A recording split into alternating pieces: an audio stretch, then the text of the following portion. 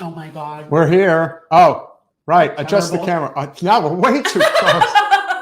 You don't go out too far. How do you screw this up so bad? No, yeah, that's there you go. All right, and we're here. Hello. Hello. Welcome, Monday night, Generational Change. I'm Jen. I'm Peter. So we're back to Mondays. And it's happy 2022. I actually like doing Mondays. We never should have stopped Mondays. Mondays was always good. Starting the week off with a bang, right? It is January 3rd. My very good friend's due date is today, and I haven't heard anything, but I think it's like less than 10% of people that actually deliver on their due date. No, she hasn't had a baby yet. Well, what is this special day? Who is having a baby? Oh, I'm not going to share my personal friend stuff. These are okay. people that like kind of relish privacy. Oh, okay, that's good. I'm not sharing people's stuff. Well, when you run for president, you're not going to have much privacy. So Who is running for president? You're totally running for president. Oh, we have Pee Wee Herman's here. Oh, that's wonderful. Hello. So we have a lot to do. I will tell you one thing about watching Pee Wee's Big Adventure, which was a great movie, by the way. I used to get freaked out by the clown. The clown would freak me out. Boys are always scared of clowns. Well, that was one of my favorite Seinfeld episodes with Joe Davola. Oh, Joe Davola was crazy. Yeah, crazy Joe Davola. Are you still scared of clowns? Yeah. That's so great. So obviously we've got a lot of important topics that we were just discussing the idea of a Hillary Clinton run again. Yeah, aren't you psyched about that? I'm saying it right now. If that is the nominee, I am voting for whoever is on the other side. I am saying, and I don't care if it's Donald Trump. Because you have to think about it. If there was any possibility that she could be the nominee again, you literally would have to clear the field. Like you literally would have to. There would have to be a series of unfortunate accidents for everybody that would be running. I'm pretty certain that she's a psychopath. And she is just not anybody that I know. We are, of course, referencing the latest video from Alan Collinge of Secular Talk, where Hillary is basically telling everybody, if you go left, you're screwed. No, actually, we're screwed if we listen to you. So we're not going to listen to you. We need to keep a majority. Why? We have one now. And we're not doing anything. We had a super majority under Obama, and we didn't even get health care. And there's also always the excuse. There's always an excuse built in about why we can't have this, why we can't have that. I keep telling people. We can't afford it. Joe Manchin just embraces being the bad guy, which is kind of interesting. And one thing I do want to mention, very important, hot off the wire, before we bring in our first guest, Alan Collinge, who's going to tell us all about the importance of canceling student debt, which we all know we must do, and we all know the president can do. Ironically, my husband just paid off the remainder of mine. So looks like you're not going to benefit. Now, of course, you don't want anybody to get the benefits of student debt. No, right? To me, I'd say to everyone else, that's a good sign. It's like if I get my car washed, it's raining. Okay. So the fact that we just paid off all of my student debt, it could be a really good omen for everyone else. My husband is Charlie Brown. I kid you not. Yeah, but that if you ultimately do end up getting a car wash, you get it washed, and then like 5 minutes later, it starts raining. So that's First of all, in Florida, it rains a lot anyway. That's true. But no, I'm just saying, if you want a predictor of being able to pay off student loans, it will be as soon as mine are paid off, which they are now. So now I think it could happen at any time. One last thing I want to mention before we bring Alan into the studio. Jen has destroyed our studio. So please fix that. Our second guest, Andrea The Cyberdemon, already letting us know, Hillary 2024, make America great again. I don't know if I would call it that. I would think it would be a make America insane again, or America already is insane, because the definition of insanity is doing the same thing over and over, expecting a different result. So I don't think that that's what's going to happen. But nevertheless, we should be better now. Elizabeth Holmes, the CEO of Theranos, many of you know, committed all kinds of fraud and is now going to federal prison. And why was she convicted? Because you don't steal from the rich. That's the rule. If you screw the rich, they will screw you back. And that's it. Is that what it? Or if you're Martha Stewart, you have to take the fall for everybody. Pretty much. But yeah, you don't. Well, that's why Bernie Madoff went down. Madoff went down. What a name, too, right? People. Yeah, you can't mess with the rich. You mess with the rich, you're going down. It is unfortunate that it is that way, but nonetheless, that is where we are. So without further ado, we are very pleased to bring in our first guest of the new year. And this is a very important topic that we'd like to talk about, not just because it has incredible implications on two generations in particular, Millennial and Gen Z, but it's also something where if there is something that the President of the United States has unanimous authority to do something about, it is student debt. And as we have seen, he is doing nothing. So we obviously need to find out exactly why this is. Without further ado, Alan Collinge, welcome to Generational Change. And tell us how you pronounce your last name, because I'm. Hey, everybody. It's Collinge. Thank you. Close enough. No, I kind of like the way he said it better, though. That sounds rolls off the tongue better. I would like to say that in the preview video that I did for the live stream, I pronounced it correctly. Oh, did you? I did. You didn't notice, but I did. Fair enough. Fair enough. So please introduce yourself. Tell us about the organization that you are obviously, I believe you're running.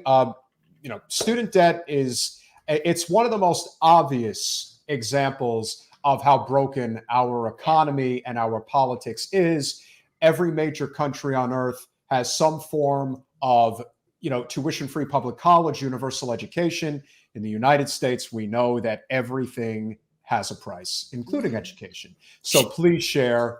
I'd love to hear what you have to say. Sure. Yeah. I'm a founder of studentloanjustice.org. I found as a result of my own loans many years ago that something was horribly awry with the federal student loan system. So I started Student Loan Justice in 2005. Got pretty lucky with my early research. I wound up on 60 Minutes and a couple of other pretty major national broadcasts. And here we are 17 years later now, and I am very sorry to report that the problem has only gotten far, far worse.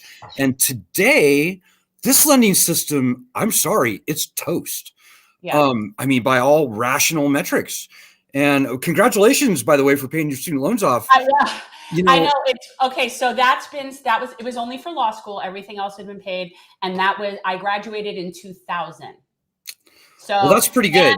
I live and I'm in a privileged home with a husband that makes money. You know what I mean? So I'm not in a typical scenario. And it took us this long. That's what I'm like. It's devastating.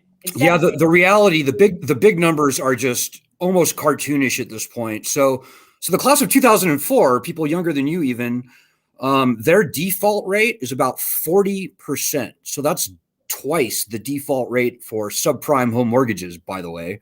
But the class of 2004 was only borrowing about 1/3 what people are borrowing today for college.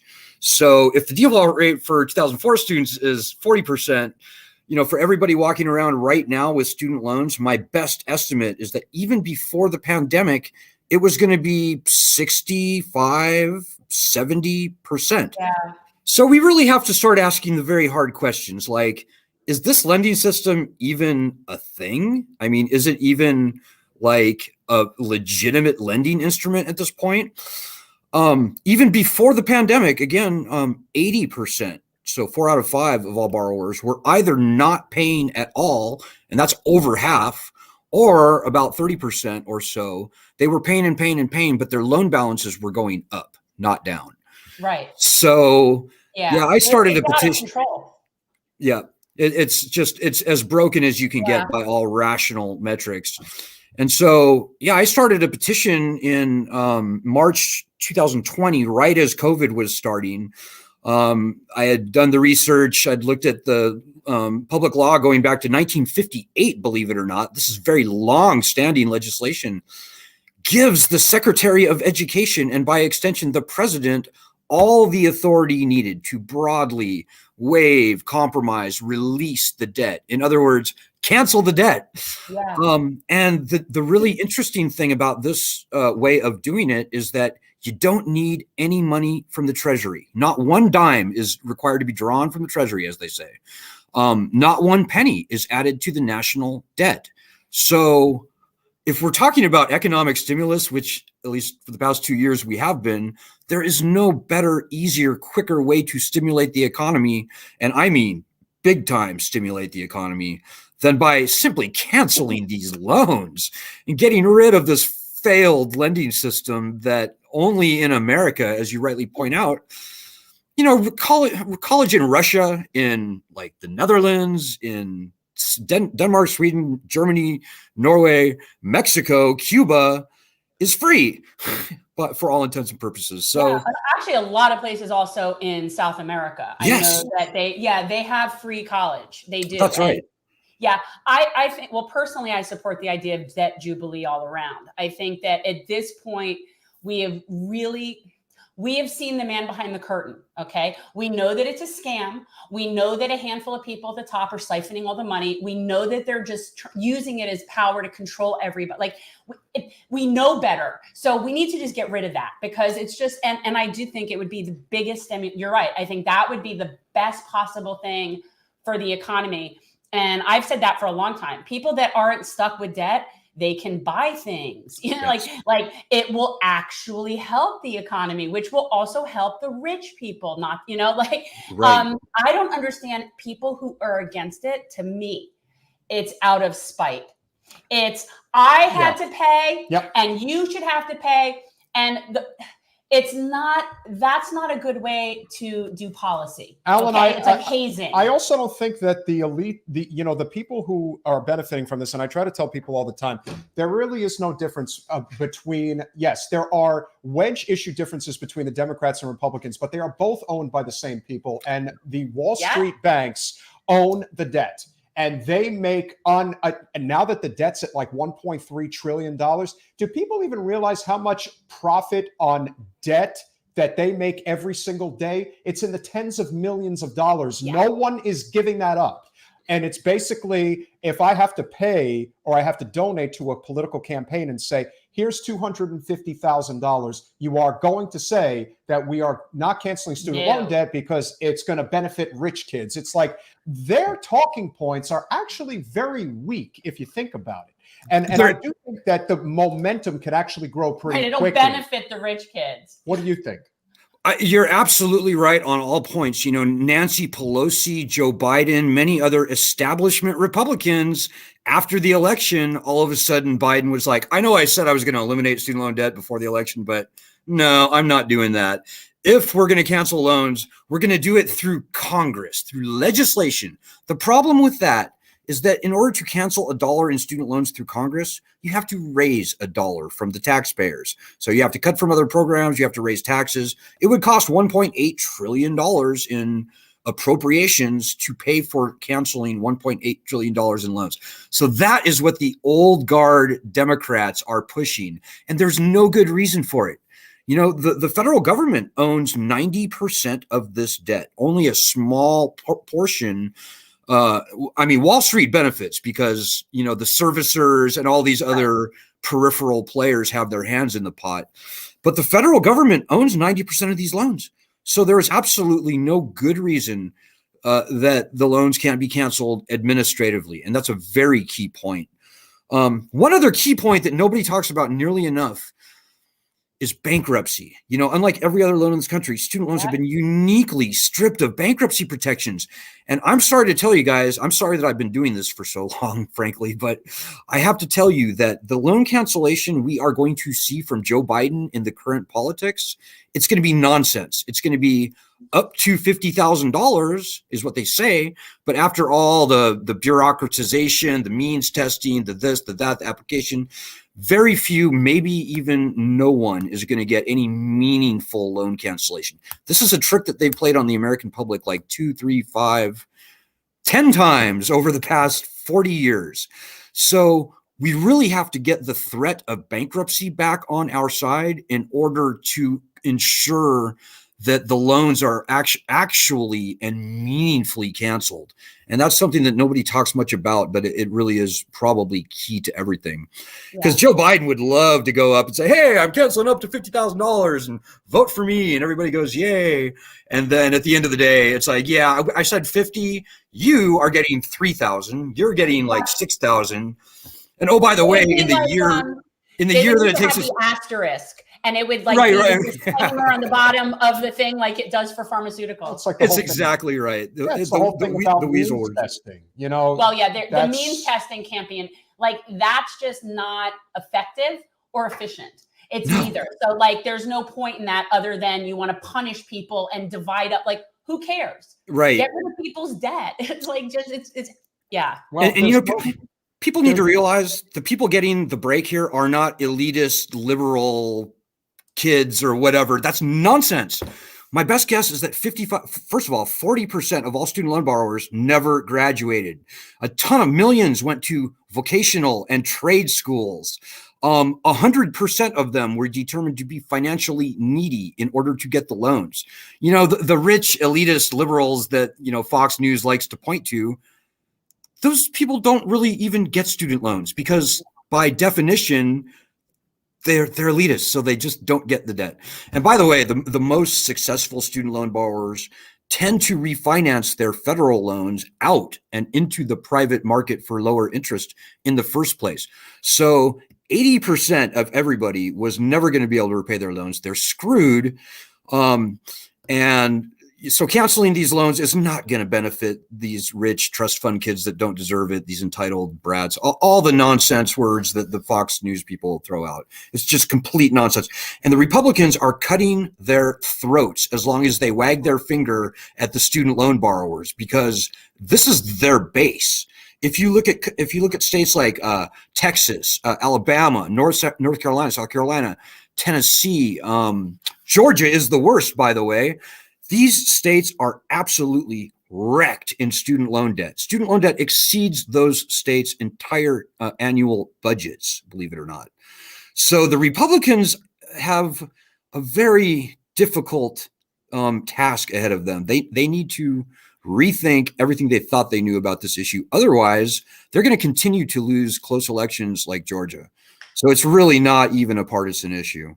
No, it's not a partisan issue, but I think that, and I wanted to go back to something when you were talking about it earlier, is that we need to really talk about how this is with modern monetary theory. When you're talking about that for, you know, people see it every dollar that we're forgiving is a dollar we have to bring in and we have to raise with taxes, wherein we know that that's also a sham.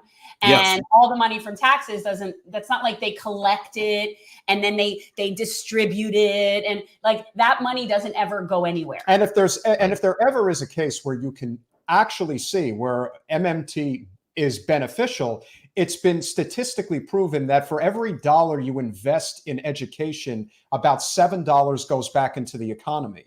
It is an absolute good to invest in education. Not here. We like our people. We like our people. We like a serfs class. Stupid. And we like our people dumb and subservient and desperate, like hearkening back to the indentured class back before the revolution. Yeah, I hearken back to the revolution again and again and again. You know, the founding fathers called for bankruptcy ahead of the power to declare war, ahead of the power to raise an army. Student loans are the only loan in our nation's history to be uniquely stripped of this constitutional right. And so I don't know. I think we're playing with fire here, guys. When did that happen? How was that? When was that? Well, the thing is that a lot of things ultimately changed. They did change under Reagan. I was going to say, was that a Reagan thing? Well, again, is that when that happened, or were student loans never able to be declared? But Alan, you know, the other thing that doesn't get talked about enough, and I work. Can you let him just answer that though? Because he knows the answer. Never mind. No, but he knows the answer. When did that happen? Joe Biden, as a junior senator in 1977, was a surprisingly key player in the beginning of the stripping of bankruptcy. It was fait accompli in 2005. Under Joe Biden again. Okay, see, that was it. Now, please go. But I was like, he was not going to answer it if you didn't let him stop. Well, before I speak, are there plans to capitalize on the 90-day extension that was recently granted? Is there anything that can be done? I'm telling everybody to bulletproof themselves and get ready, because it could get ugly. You know, less than half of everybody was paying before the pandemic. I don't think even 25% of the borrowers are going to be able to resume paying come May 1st. And there's a collection industry out there that is drooling at the prospect of a mass default. And so that makes getting bankruptcy returned even more important. Yeah. So there's a bill in the Senate right now, S-2598, and that will return bankruptcy rights to federal student loans. There's another bill in the House, HR 4907, that will return bankruptcy to private student loans. I would love to see both of those bills passed before May 1st so we can avoid a carnage.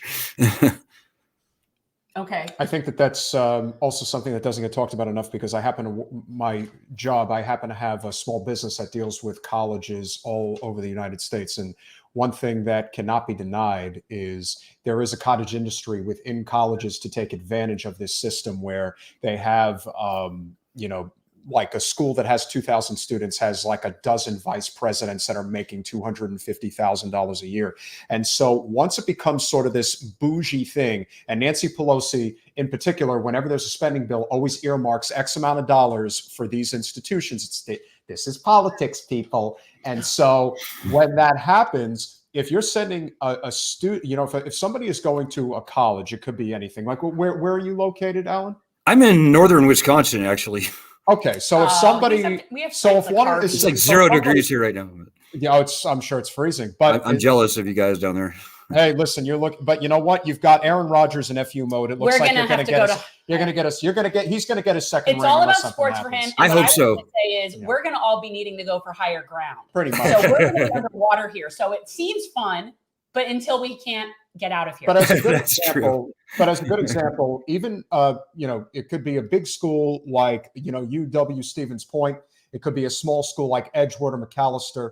The amount of money that is now charged for higher education, no one is equating the fact that there is this cottage industry of people that are working at these schools that are making ungodly amounts of money, and with all due respect, are not exactly earning that money. Yes. They are not exactly doing anything that is furthering student development. They are just part of this educational bureaucracy that is ultimately one of the main factors that is putting students into immense amount of debt. That's not to say that, schools can't have a certain amount to make sure that professors are compensated properly. There is a need to have, student government and boards and things like that.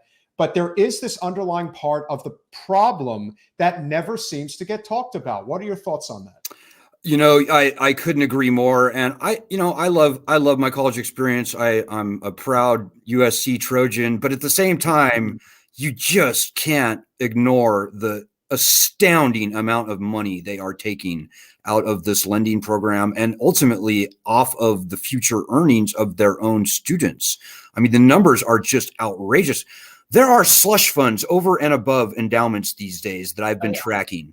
And University of Wisconsin, for example, has somewhere between 400 million and $1 billion laying around in free unreserved cash. UC Berkeley is like 3 billion. University of Texas is like 15 billion. Harvard is 25 or something like that. Harvard's endowment is insane. Oh, see, I'm not even talking about the endowment. I'm talking about monies separate from the endowments. This is kind of what is the point of that? Like, what is the point of hoarding all that cash? Hoarding, a lot of the money winds up in Panama investment companies, believe it or not. I kid you not. I believe that. University of Virginia, $2.1 billion, on and on. Those are the numbers we're looking at. And I'm sorry, guys. And also look at politicians. When people leave Congress, it seems like about half the time they go to either teach at a college or be the president of a college. So we've kind of got this revolving door going on between the academics and the politicos as well. It's true. It's a very thorny issue. Yeah. I think that this is a conversation that is going to continue to evolve. But I think the key here is that it was a key talking point on Bernie's campaign. And ultimately, it is looking very likely like Biden is not going to run again. And so there is going to be another primary opportunity to make this one of the central issues. And I really do think that this is an issue that actually you can win big on, because the defense of it is actually really bad. There's this constant fear that people try to throw when it comes to, like, even something like healthcare or even the Green New Deal, but there really is nothing on student loan debt. There's nothing there. It's so empty. And there's no question that we could ultimately make a huge impact here. And I think what you're doing is excellent, and it needs to be amplified even more. I think the more we talk about this and recognizing that if student debt does get canceled, it would be a tremendous swoon for the economy. But we need to talk more about the fact of the cottage industry it's become, and the fact that this just comes down to the fact that Wall Street banks own the debt and they own both political parties. It's that simple. I'm telling you, I think you have better odds of it happening now that mine is paid off. I do. Like the more I sit here and think about it, that would be like, I would wake up to that in the news tomorrow, that we're having a debt jubilee. Well, no matter what the people in Washington D.C. do or say, no matter what Fox News and the people who hate student loan borrowers, whatever they do, and by the way, more than half of student loan borrowers are over the age of 35. There's more people over the age of 50 than under the age of 25 with student loans. So this is increasingly a seniors issue.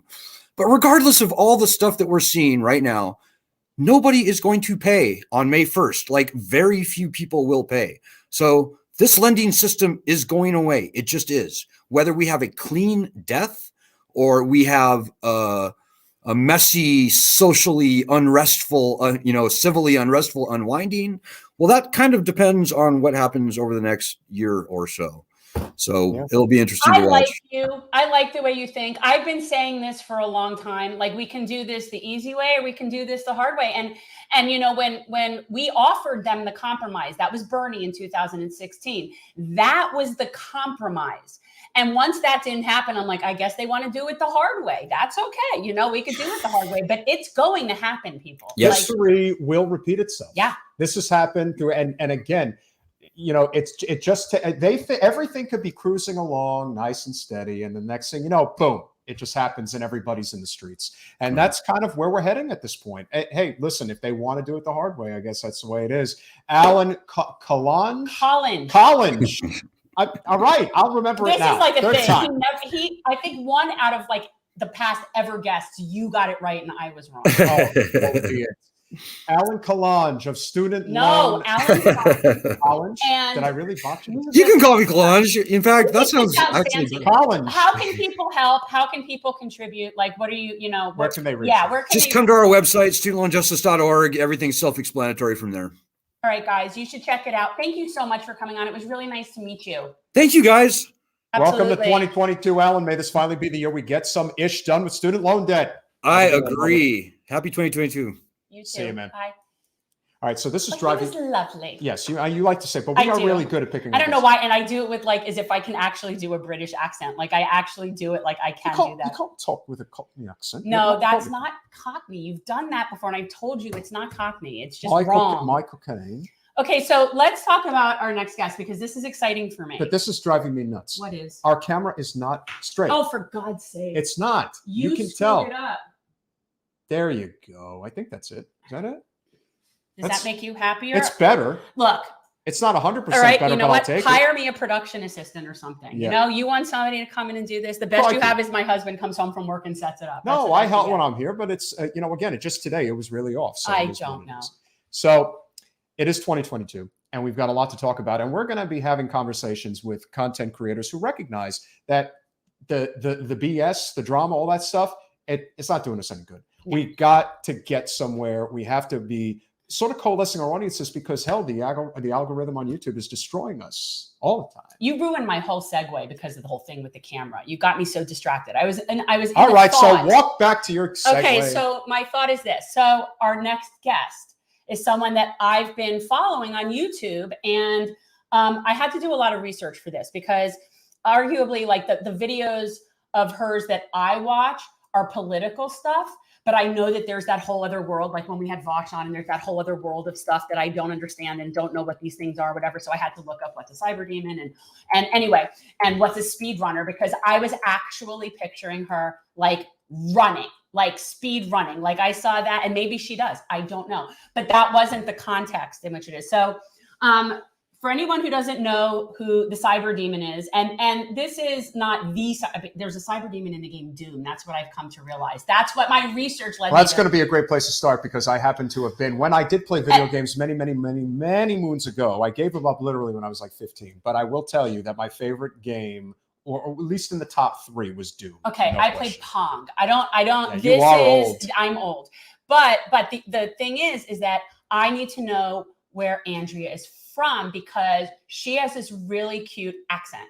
And it's not like an accent. I told you, it kind of reminds me of like Midwest, like almost, I don't know. You're pontificating, Jen. I'm sorry. But I was thinking like, we're going to find out if there's something Midwestern there. Andrea the Cyberdemon, welcome to Generational Change. Hello, is this thing on? It is. And we can hear you and see you. Okay. Hi. All right. So, so first I would like to I would like to talk about your segue. So now I noticed you used the thumbnail, right? And on the thumbnail, you have the photograph of the Cyberdemon. Now, there's a problem here. Okay, please this tell me. Cyberdemon is from the reboot. I don't like the reboot. I'm so sorry. I know. I was Right here. offended. Here's my bone to pick with you, is that there are no usable photos of you out there in the world that are usable like as like a headshot or something. And the closest one is the cute one with the hat. But the problem is when you remove the background, the hat is flat on top. And then it has to be on the top of the page. And it's just, I understand. Well, I will try to get some professional headshots done just for the next one. So we're talking about Doom for PlayStation, the original PlayStation. Is that what? Well, it is on the original PlayStation, but I play the PC version. Okay, fair enough. Yeah, it came out in 1993. Where is your accent? Where is your accent from? Where are you from? Well, okay, so I've moved around a bunch. I spent most of my life in New Jersey. I lived in Washington, D.C. for a bit, and I live in North Carolina now. So I've got like a weird mixture. And I like to pick up accents where I go. So I kind of like to bring it all with me. Where are you in North Carolina? I live in Elizabeth City, North Carolina. Where is that? I don't even know where that is. It's basically right on the East Coast. It's like at the top, like, like right by Virginia border kind of.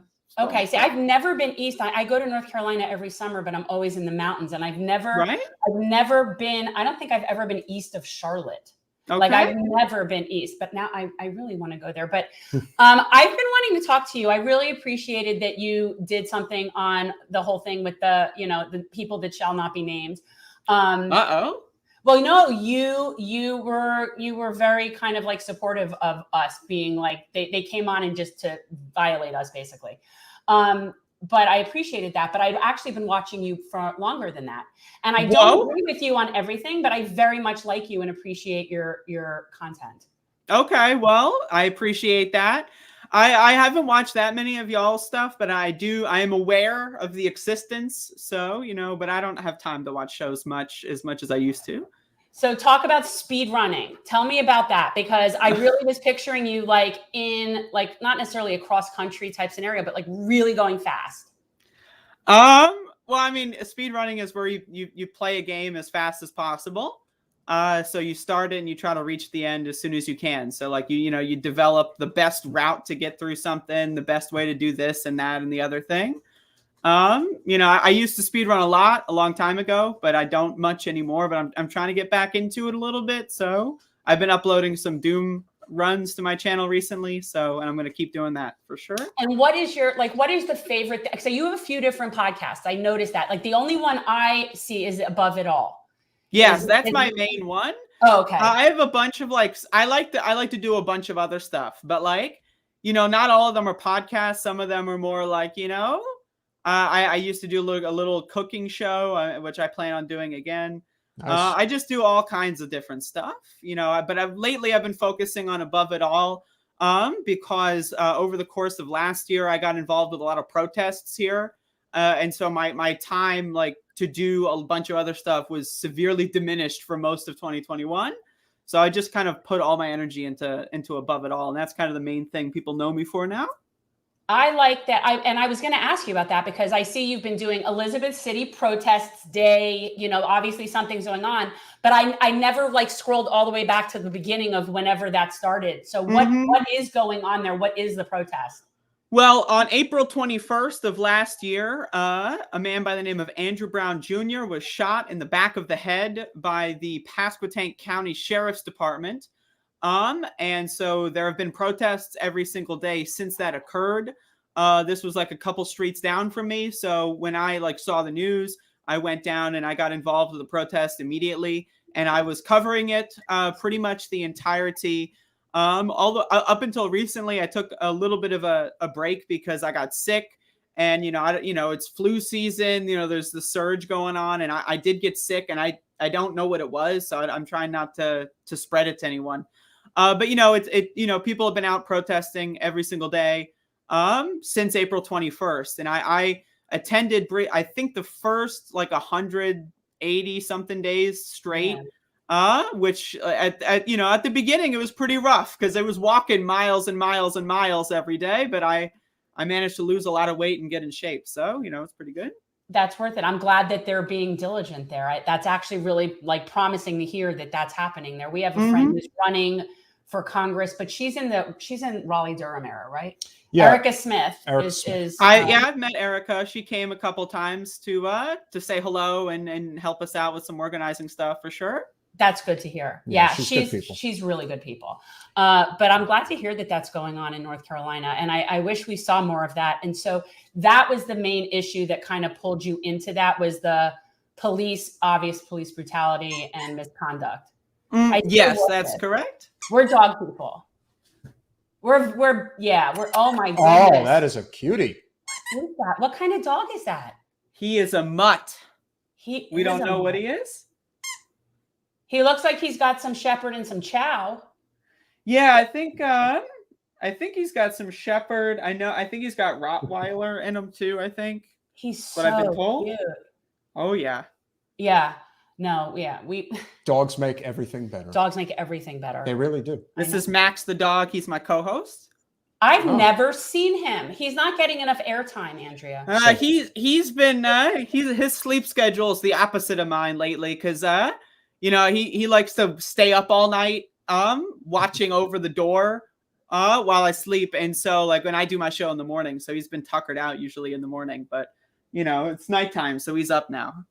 So I have to say that I finally caught what was directly behind your left ear, which is the two Bernie placards, and they are beautiful. There they are. So obviously, we were under the impression that things were going to probably slow down for the progressive movement, at least up until. I got a Bernie stuff everywhere. I'm trying to. Oh yeah. Awesome. Yeah, and I think right now, it looks like things are really starting to speed up. We're seeing what's going on. We're seeing just, the effects of a completely corporate captured government.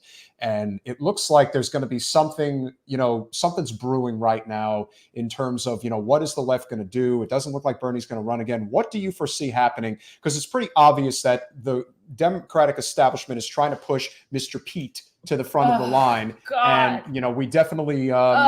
we definitely need to figure out how we're going to finally break through, if we have that opportunity again, because 22 is going to be a bloodbath. We all know that. It's really just a matter of, what we continue to do going forward and how, that is ultimately going to look. How does it look from your perspective? Oh, well, I've been a little bit, people that watch my show lately know that I've been a bit on a doomer streak lately. I mean, I've been not feeling so good about the future of things, I knew Joe Biden wasn't going to be good. Let's just put it that way. And he is somehow like all the good graces that he has had with anyone has been completely eradicated by this point. And so his approval ratings are awful. The midterms are looking pretty horrible. I personally I wouldn't put complete societal collapse out of the question. It's not popular to say, but, I've been a little bit of a prepper recently. I try to have a lot of food available, all that kind of stuff. But, I'm not, I personally, if I could, wave a magic wand, I would want Bernie to run again. I don't see anyone else as possibly being able to generate a winning coalition. My personal opinion is I will in the primary support whoever is the furthest to the left. So, I mean, if it ends up being Elizabeth Warren, but I hate her with every fiber of my being, and I eat a lot of fiber. And so I'm not, my opinion is I'll vote for the leftist person. But I really do want Bernie to run again because I personally don't think anyone has the strengths in all the areas or unless it could be developed, if someone comes out of nowhere and develops that kind of coalition over the course of the next 3 years, then that would be great. But I'm not sure. I don't know. I'm scared. I'm nervous. I guess he thinks he's going to do that. Well, I think that you're right. I do think that Bernie is still the one who carries the most weight. There's no question about that. But at the same time, what I think is also important is, who is going to ultimately go where Bernie wasn't willing to go? Because I always felt, and we've always felt, that Bernie was only willing to take it to a point. And if that's the case, then what is that next, who could potentially carry that baton? And what was interesting is that Holly Otterbein, who is one of the people, who ran or runs with Politico, put an article out the other day and was suggesting 3 people could potentially carry Bernie's torch: Nina Turner, Marianne Williamson, and Joel Sandberg, of all people, who has never run for office before. Who is that? He's like one of those like progressive business owner guys. I think he's in LA or something. His name's Joel Sandberg. Yeah. It almost sounds like somebody I went to high school with. Like that's like that is as tribe gets. Could be. All right. But what are your thoughts on that? Do you see that happening? I would love to support Nina Turner for sure. If she ran for president, all hands on deck as far as I'm concerned. But also I don't know if she has the potential strength to win over the course of 3 years. I hope that she does get elected to Congress in the midterms. That would be a huge potential springboard for sure. Agreed. But yeah, I would definitely support her. That I'm not convinced on the other two, but Nina Turner for sure, as far as I'm concerned, is probably the de facto torch bearer, I think. But that's what we think. Yeah. I'm obviously a huge supporter of Nina. In fact, Nina's going to be on our podcast next week. He does that every once in a while. It's like a surprise for me. I squeal every time. I'm like, it's well, tell her I said hello. Will do. She's I love her, and I think she's as real gets, and is still simultaneously capable of navigating politics. That's the thing. You can only expect most people who are in politics, they're not real like that, and nor would you expect them to be. And yet now there's this whole culture that you have to be able to navigate, and most real people can't do that well. Now we're seeing it more. You've got Cori Bush and you've got Jamal Bowman, you've got people that are doing it, but Nina would be the queen of basically being real and simultaneously doing what needs to be done. I don't know. I just think she'd be awesome. So you make sure to drink. So you make sure to drink a gallon of water a day. Is that the gallon jug? Yeah. I like to stay hydrated. I'm a health person. This is if you watch my show for any amount of time, I talk about eating healthy, drinking water. And also, I consumed potential products that would lead to my mouth being dry. So I'm trying to clear that side effect. Yeah. Well, okay. So you are a cannabis partaker. Oh, all day, every day. Yeah. Yeah. See, I don't always blaze in front of guests. It really depends on if I know that it's cool with them. But you're talking about that's guys, the case. We don't cut people off our show if we don't agree with them. We cut people off our show when they're nasty and disrespectful and do this to me on my show, because I don't tolerate that kind of talk. And so, yes. And so we don't, even if we were to disagree on anything, that's just not my bag. But if you were to ask my kids how it would go over if they did this to me when I was talking to them, I think that I'm telling you, not okay. We've had over 200 guests on this show since our inception. And that is the only time. Which is amazing. That is the only time that anybody has actually been removed from the show. And it was not because I don't agree. I got to tell you, we've had a lot of different people on the show. I went on Tim Pool's show and I had a perfectly civil conversation with him, and we disagree on a whole lot of stuff. So that's not the thing. And I guess that is a good segue, Andrea. We see a lot of what goes on with a lot of the different content creators on YouTube and different platforms. And, there is this constant infighting, you shouldn't talk to that person, or who are you gossiping about today? And I'm just thinking, we've got so many problems right now. Is it really that hard to imagine that we couldn't form a stronger coalition of voices, especially with the suppression that we deal with on YouTube all the time, that if we're ever going to get anywhere, there needs to be some type of solidarity without, literally being at each other's throats. What do you think about that? Oh, I have a lot of thoughts. I could probably write a book about this. In fact, maybe I will. Yes. But, anyway, so my opinion is I personally think that there's a lot of factors at play here that make people extremely irrational. I think social media is a huge factor. A lot of people on social media, when you're on social media, first of all, there's a certain level of you got to be kind of depressed to be on Twitter all day, right? So let's just be honest, right? He says that. Yeah, so but people like, you know, they're always searching for the dopamine rush of getting the likes and the retweets and like getting into fights online. And so like that's a big thing. Like whenever you see someone say something that you might kind of disagree with, you know, instead of reaching out to them and like maybe talking to them on the phone about it and see if you can reach an understanding, you know, people's first impulse is to do the quote tweet dunk. And then, you know, it always turns into these fights. And then you have like, you know, in my opinion, like YouTube and other kind of people that do podcasts are, you know, a lot of people view it very competitively, very capitalistically, you know, like there's a lot of people that, you know, try to like, you know, I don't know if you want me to necessarily name names, but there's we do or don't like the only reason I don't is I don't want to give it publicity. Like that's the thing. Well, it's not that I care, but I just don't want to like. Well, the one thing that the one thing that we saw, which was very prevalent in 2021, it's amazing how time flies. It really is, because you think about that force the vote happened over a year ago, and then what happened over the course of the year was you saw so many channels that ended up getting exponential growth, and you know, a lot of what they were doing was just talking about Jimmy and Cenk, and then it just like and it's drama. But they would do it for months. But I do love actually how Andrea talks about Jimmy, because.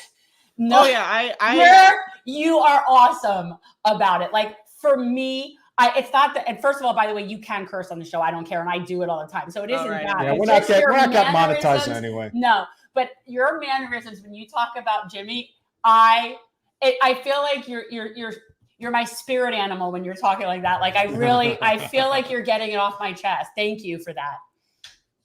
Well, I would like to put these on as if I've been nominated honorary cool person of the day. You are very cool. Although I have to say, with the headphones, it almost looks a little alien. Well, you know, I'm going for cyberpunk. Well, they look like PC principal shades from South Park. I'm just saying, you know, they have that. Don't assume that she watches stupid stuff because you watch stupid stuff. South Park is awesome. Oh, I'm sorry. I've never seen South Park, to be honest. Wow, never seen I know. Good for you. Interesting. No, that means like her brain is probably still intact. This is why I can do such a good podcast every day. I still have the brain cells. Yeah, as far as all of the drama, I think it's just capitalism. Is like it's a mind virus. It takes over people's brains, and people like the whole concept of the whole Jimmy Dore, then the orbit of like, you know, you referenced earlier, people came on your show that were being a little weird. Like the whole idea of like being like trying to out communist someone. First of all, the idea that communism is popular as a subject enough to like care about that, I think is a little ludicrous. But I mean, it's just purely capitalistic in nature. Like people, like you want to be competitive, you want to be the best at something. Like it's just irrelevant. In my opinion, it's irrelevant. Communists hold no power in the United States government. Like communists hold no power anywhere, like really at all in the United States, right? So it's like the idea that people are trying to like do these bizarre gatekeeping rituals on their shows for an entire year. And you notice, like, again, the algorithm loves it, right? These people gain a lot of views. Now, I personally, you know, there was this thing came out today. They're doing apparently a Force the Vote 1 year anniversary. I can't wait. I can't wait to rip on that one tomorrow morning. But like, I look at the list of these people and it's like all a bunch of like anti-vaxxer goofballs, because that's like the latest grift for these people. Is they just spend all their days talking about how like the vaccine is going to like kill your family and stuff. And it's like they're just chasing clicks. And like, I personally, like, I think it's a little weird. So when I see them like do like Jimmy Dore's the easiest one, because he's honestly just such a fucking idiot, and he just doesn't care. He doesn't like cover up his lies at all. So it's like, it's, you know, and then I can get the content farm out of it. Those are some of my popular videos. But I saw something and I haven't had a chance to watch it yet. So I just saw the thumbnail, and there was someone who again, I don't like to mention names. I don't like to give it publicity, but somebody who makes Jimmy look like a rocket scientist. And I'm going to assume that whatever your video was not positive coverage of said individual. Was it Max Blumenthal? No. Okay. No. I'm trying to think of who else I made a video about recently. I don't know. I saw him on the thumbnail. Okay. Well, I'm sure. Yeah. You're talking about scrolling through my thumbnail. He who shall not be. He is actually the one. It's funny. When I was running for Congress, There were people that at first weren't interested in talking to me, but then as things got going, people wanted to talk, whatever, that was fine. And he is the one person that to this day I will never speak to. Ever, okay, under any circumstance. And so now you know who I'm talking about. I actually don't. Now it's really who showed up at our Julian Assange event. Oh, okay. He showed up and like was trying to commandeer my Julian Assange event. All right, never mind. No. Well, now I'm out of the loop. I'm out of the loop. I got to call Elon Musk. No, don't say anything because I'm going to put it in the chat. Oh, but it doesn't matter. Our chat is live. I don't know if you saw this. I debated Nico House a year ago. Oh, okay, well, now the cat was it as pretty as Vosh's debate? Because that I had to. He was playing it for me, and I'm like, I can't. This is unlistenable. Like he is just.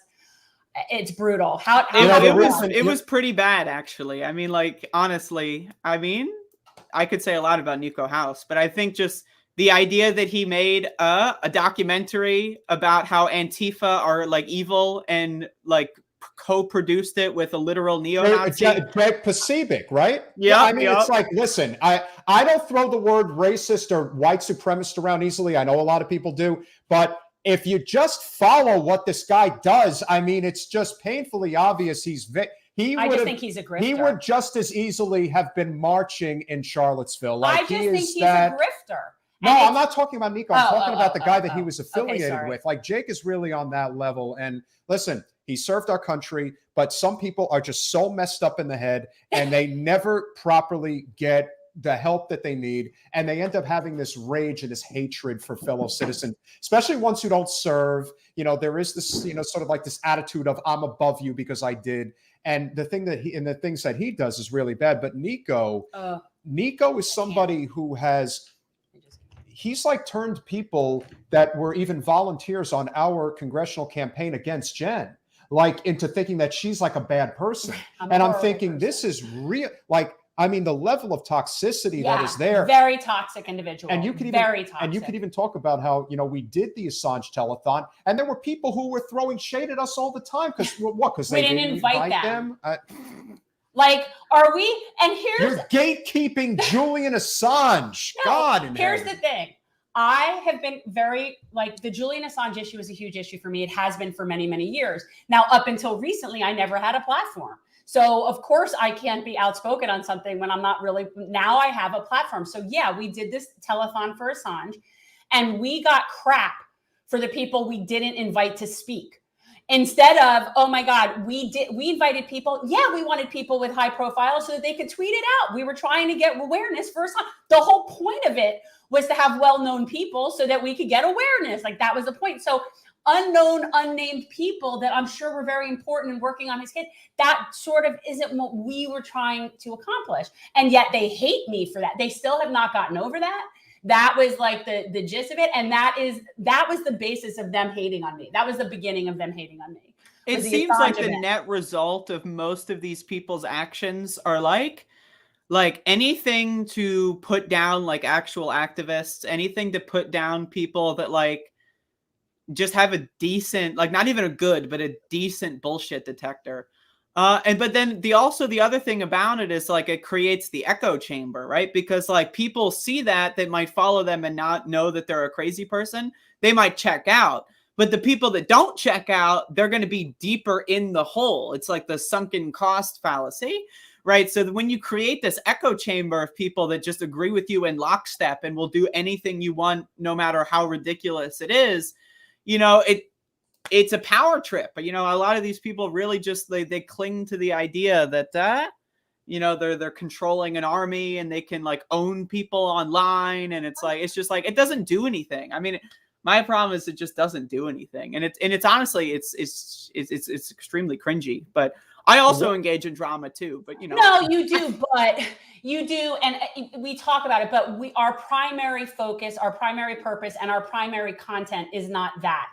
Sure. And if we didn't have that, I'd be perfectly content to continue with our long form interviews and getting in with experts and actually talking about things. But I just want to know what your main issues are. When I watch you cover like things going on in the news, but like, what are the big issues that matter most to you? One of my big issues that people who are familiar with my show, they're getting ready. Their eyes are in the default position to begin rolling. but I talk about this every day almost, is that did you know that 95% of Americans do not eat the minimum daily recommended amount of fiber? That's to me, that is mind shattering. Fiber is the primary nutrient found in vegetables. Well, it's technically not a nutrient. It's the indigestible parts.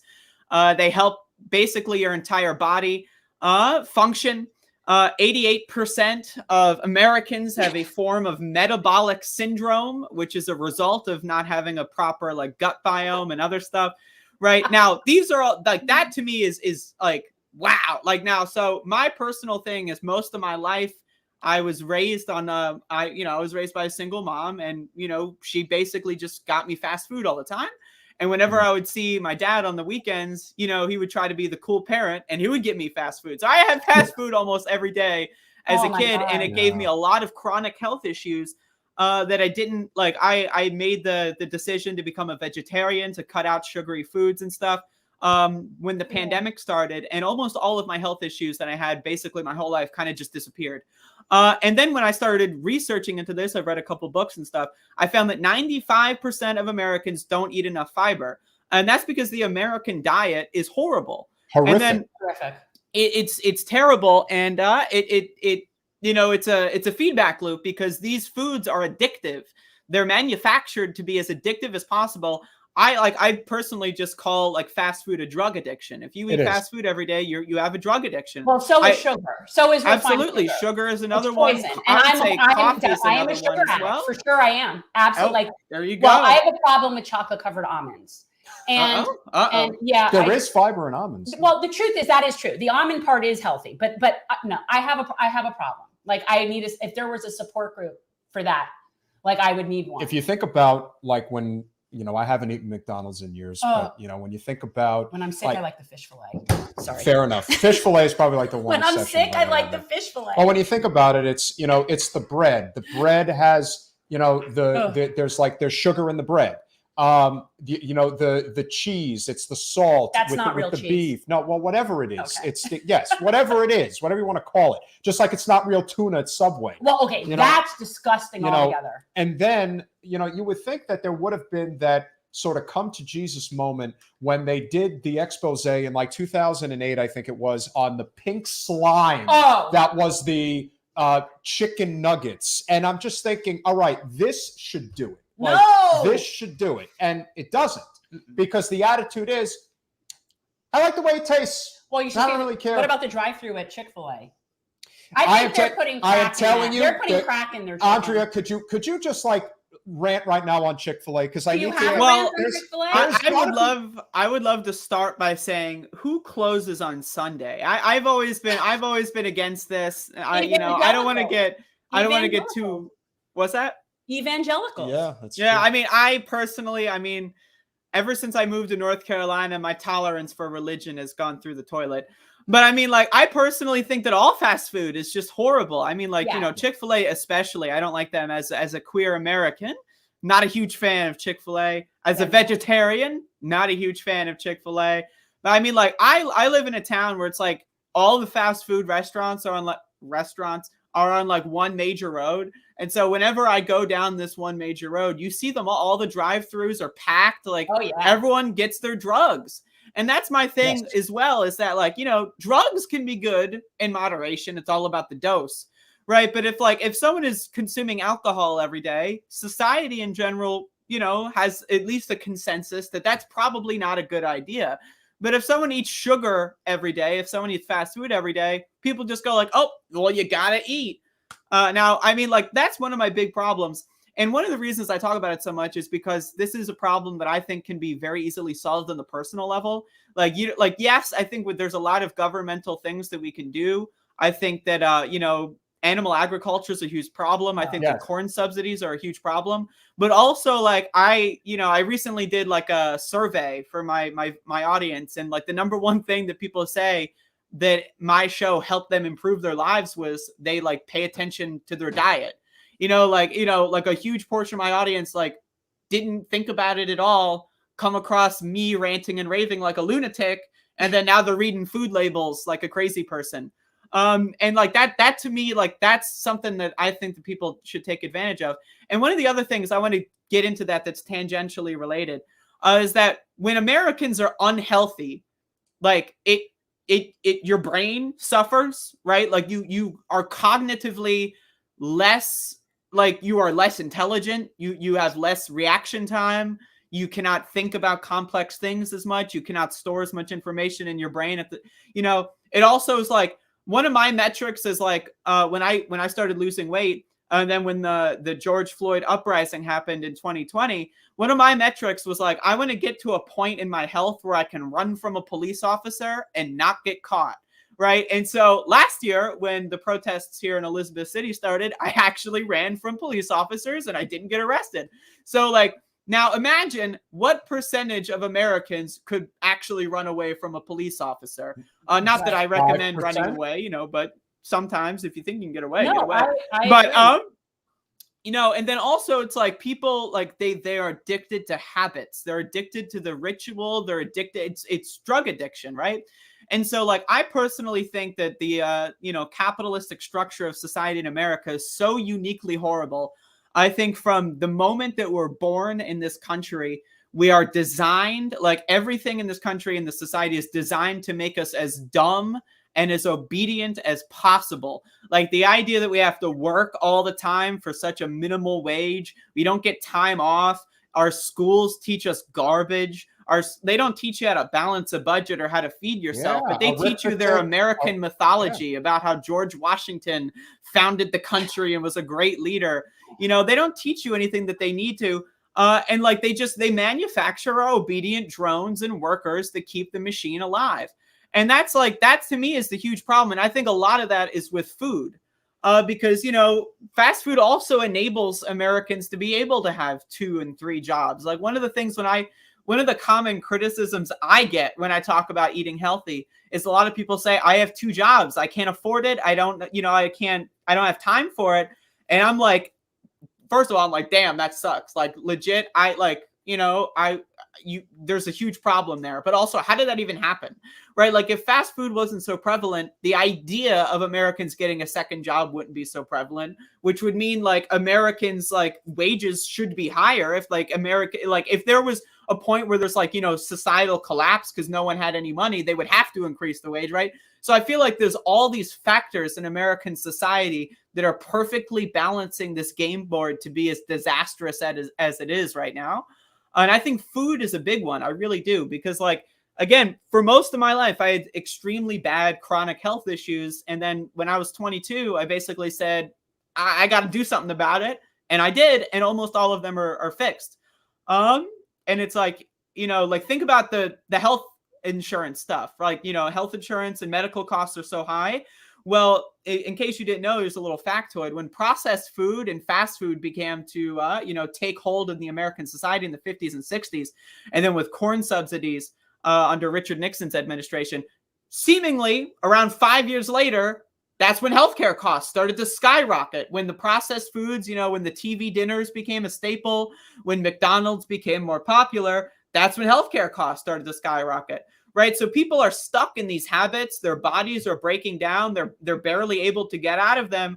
And then people wonder why this country is run by lunatics. Right. Like, in my opinion, like, I don't know, like I could keep going, but like, I think this is all a perfectly balanced game board that's just designed to keep us all as obedient and consumeristic as possible. And I think one of the best examples is Ted Cruz, because he's actually a very smart man and he conducts himself like he's a total moron. And the reason he does that is because he's Trumpified in the sense that he dumbs it down to the point in which, most people don't know that the average American has only a 6th grade level of education. Or if it's 5th grade. Well, as somebody who used to be in like trained for mainstream journalism, things are written on a 5th grade level. So like anything that you read out there that isn't like, something really complicated, it's written on a 5th grade level. And being able to identify with our country, I think, is a very important point. And having good movement leaders, I think, is very key. It's not that you want to dumb it down. It's that recognizing that, we really do have, it's the whole structure of the system, as you said. One thing connects to one thing, and that's why they fight tooth and nail not to let us have anything, because they know that this is basically tilted on its axis to the point where if even student loan debt were to go away, it's like the floodgates would open up, and they know that. They know that the people are yearning for a change. And I think at this point, they're just trying to hang on as long as they can. But as long as we're fighting with each other, as long as we're constantly drama, if that's all that we're focused on, and let's be honest, we know that the YouTube algorithm feeds that stuff. They feed into the drama. Absolutely. Yeah, it's all on that is all like on purpose, because these corporations make more money when people are making more content, and not like, I watch the Real Housewives, it's fun to watch them like bitch and moan at I'm just saying it's fun, right? But that's the thing. It's fun. You don't learn anything. You don't gain anything. It's just popcorn garbage.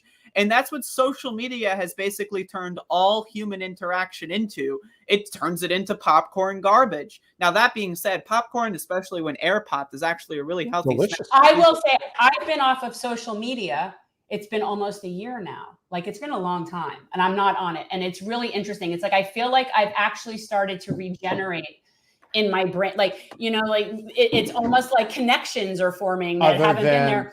Other than putting out our social media posts, it's like, the one thing that we can take away from that experience that happened last summer is when that happened, when the whole blow up happened on our show, that was like, we agreed, like, that's it. We're done with this. Like, we're going to put out our content, and we're going to do the show, and we're going to do what we do locally. And you could watch it or not. Yeah. But we are not getting involved with, like, I have a friend who actually will get into like these hours long, like Twitter thread conversations with people, and I'm just thinking, how do you have the time to do something like that? But I wanted to just say to you, Andrea, like, what we notice here, and one of the big things that we're proponents of is community gardens, and we always have like a project out there working community gardens. And if we would invest more money in that and a little less money in fast food restaurants, but that's not as profitable.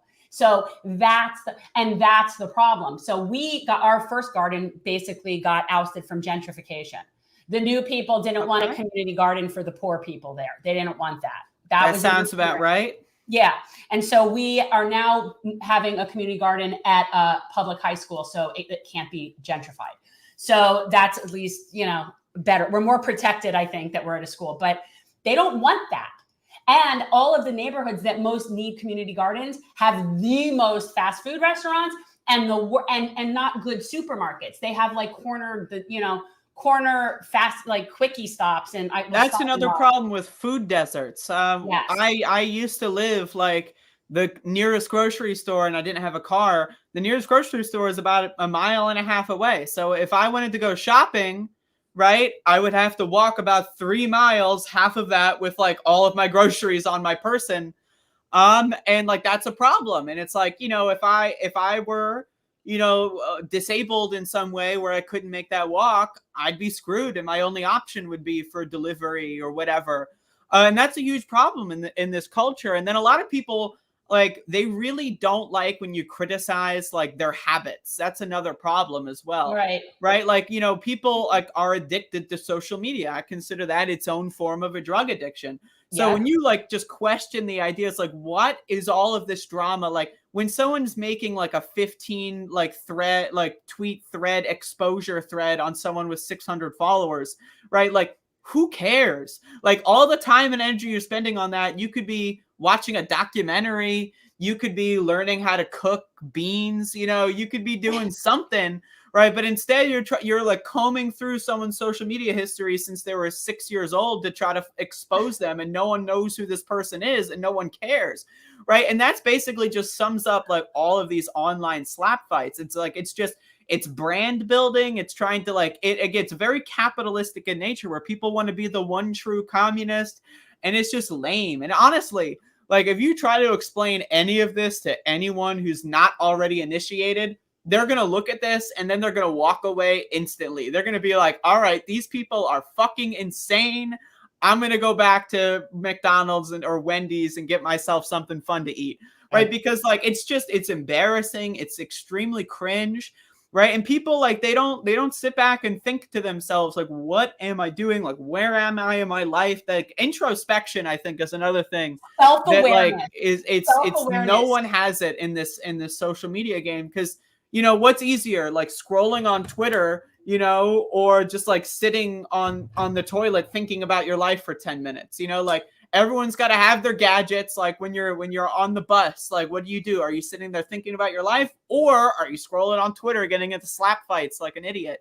Right. And that's just a huge problem. Like I think people really need to work on like what they're putting out into the universe, because if it's mostly negative, I you know, it's that's just, why I got off, because I ultimately do not need that crap in my brain space. Like I don't need that.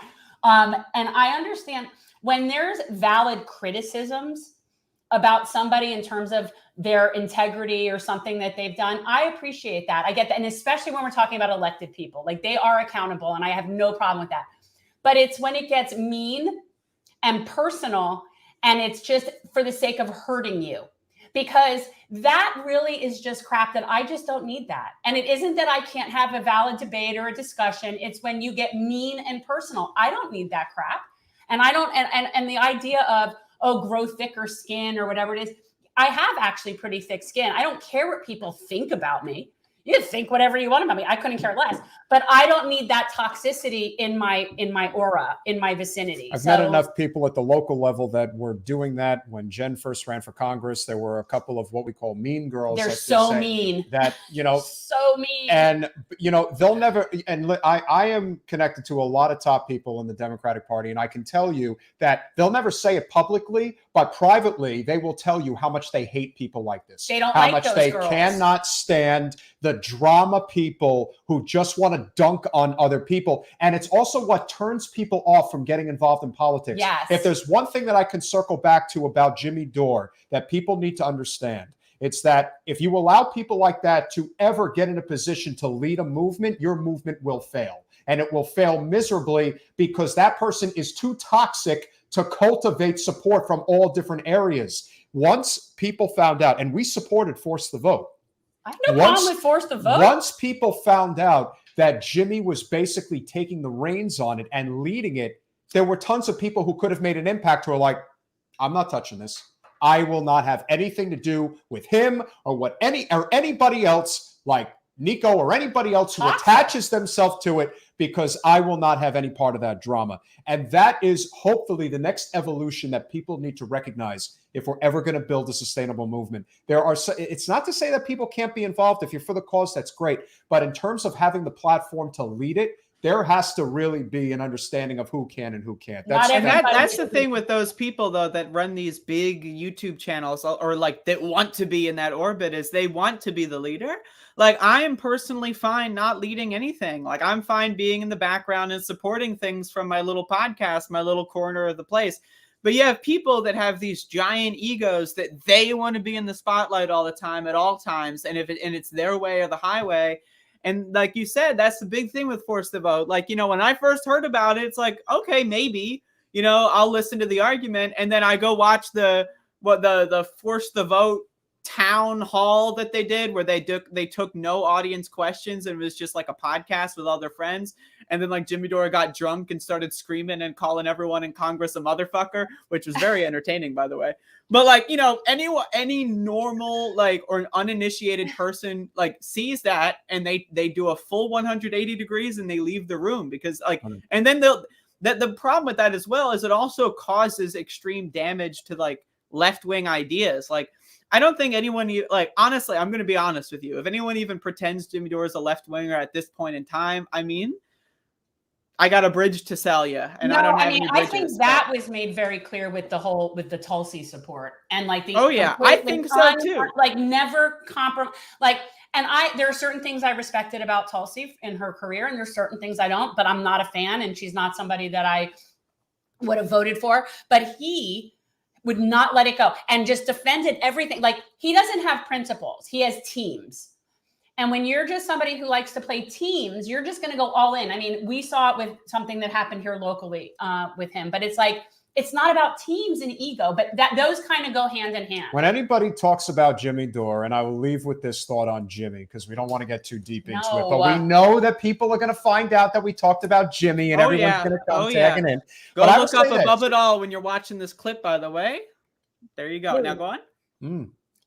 So when Jen ran for Congress, and this was shortly after she announced, this was in the fall of 2019, Jimmy came down here to do a show in Miami, which from where we are is about a half an hour away. And he is very popular. He had at least, I would say, 400 people in that room. And so it's a 2-hour show. And about an hour of that show was spent dunking on Debbie Wasserman Schultz. Now, you would think, and he knows us. He knew we were there. Yeah. He knew I was running against her. He knew I was there. He knew we were running against her. He spent more than an hour talking about Debbie. Basically just dunking Debbie. And I'm thinking, Jimmy, please just mention that Jen Perlman running against Debbie Wasserman Schultz for Congress. And why would that have been important? Not that we wanted Jimmy's money, but of the 400 people that are in the audience, how many of them would have come up and said, you need canvassing, you need phone banking, you need help? I'm happy to help. Make 25, 30 people. I'd like to think we would have gotten a really solid amount of volunteers that would have lent a hand. Instead, he doesn't say anything, but he does acknowledge Tim Canova in the crowd, asks him to stand up and take a bow. So at that moment, that's interesting.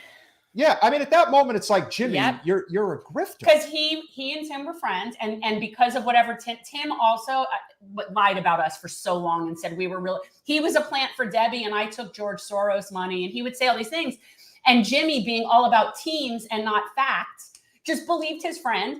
And then from there on in, basically, he ghosted our campaign the entire time. He never mentioned that. He will go off on Debbie Wasserman Schultz, never mentioned the one person running against her. And again, that to me, it's not about Jimmy bringing her on or giving money. He's a grifter. It's just, you were there. You were in our backyard. There were so many people there that just needed to know that Jen was running, and they would have helped us. And you couldn't even do that. What did we ever do to you? Because he's a grifter. It's not about organizing. It's about, brand building. And it's also like, that's the thing when I was talking about before with the echo chamber, when like, it's just the cult leader mentality. Like the more and more you cement people into these bizarro positions, the less likely they are to escape. And that's what you're seeing in this society at whole, is you see all these different factions of these people who believe in absolutely like incredible things. Like as in literally they are not credible, but they all believe them with every fiber of their being, and all of their media sources are all telling them the same thing, and they're all these different things. And then you see people that go like, I want to be that, and then they take they try to stake out a position, and that's what the Jimmy Dore kind of orbiters are doing with this whole force to vote. That was like that was their big brand building thing, because we're going to do this big campaign. And then they did these like streams called like the town hall, which is just like a podcast. They had no audience questions. Like in my opinion, where I'm from, a town hall is where you have audience questions. That's where I'm from. But they didn't do that. There was just a podcast. Right. And then they do this like March for Medicare for All as well, which was, again, a great idea. But then the people that were in charge of it were batshit fucking insane. And that's my problem with that, right? Like you have like there's this one clip that went viral of like this Fiorella Isabel person going off about how vaccines are evil. And it's like, this is not the person you should be having in charge of the Medicare for All thing. It just, and I know people that like don't follow politics much, and that clip goes across them and it's like, wait, what? They're a Medicare for All, and they had an anti, because that's what captures the headlines, like anti-vax lunatic, like at Medicare for All thing. And I personally think that like, if there's a non-0% chance that these people are like being paid by someone somewhere, and I think that like, I don't even know if they're smart enough to know it, because like the way like YouTube and social media work is like, you can get any amount of money from Patreon or super chats that can like, like you see these people send Jimmy Dore super chats that are like, oh, we love when you talk about this. And it's like someone with a Trump avatar. Right. And, people do what gives them money.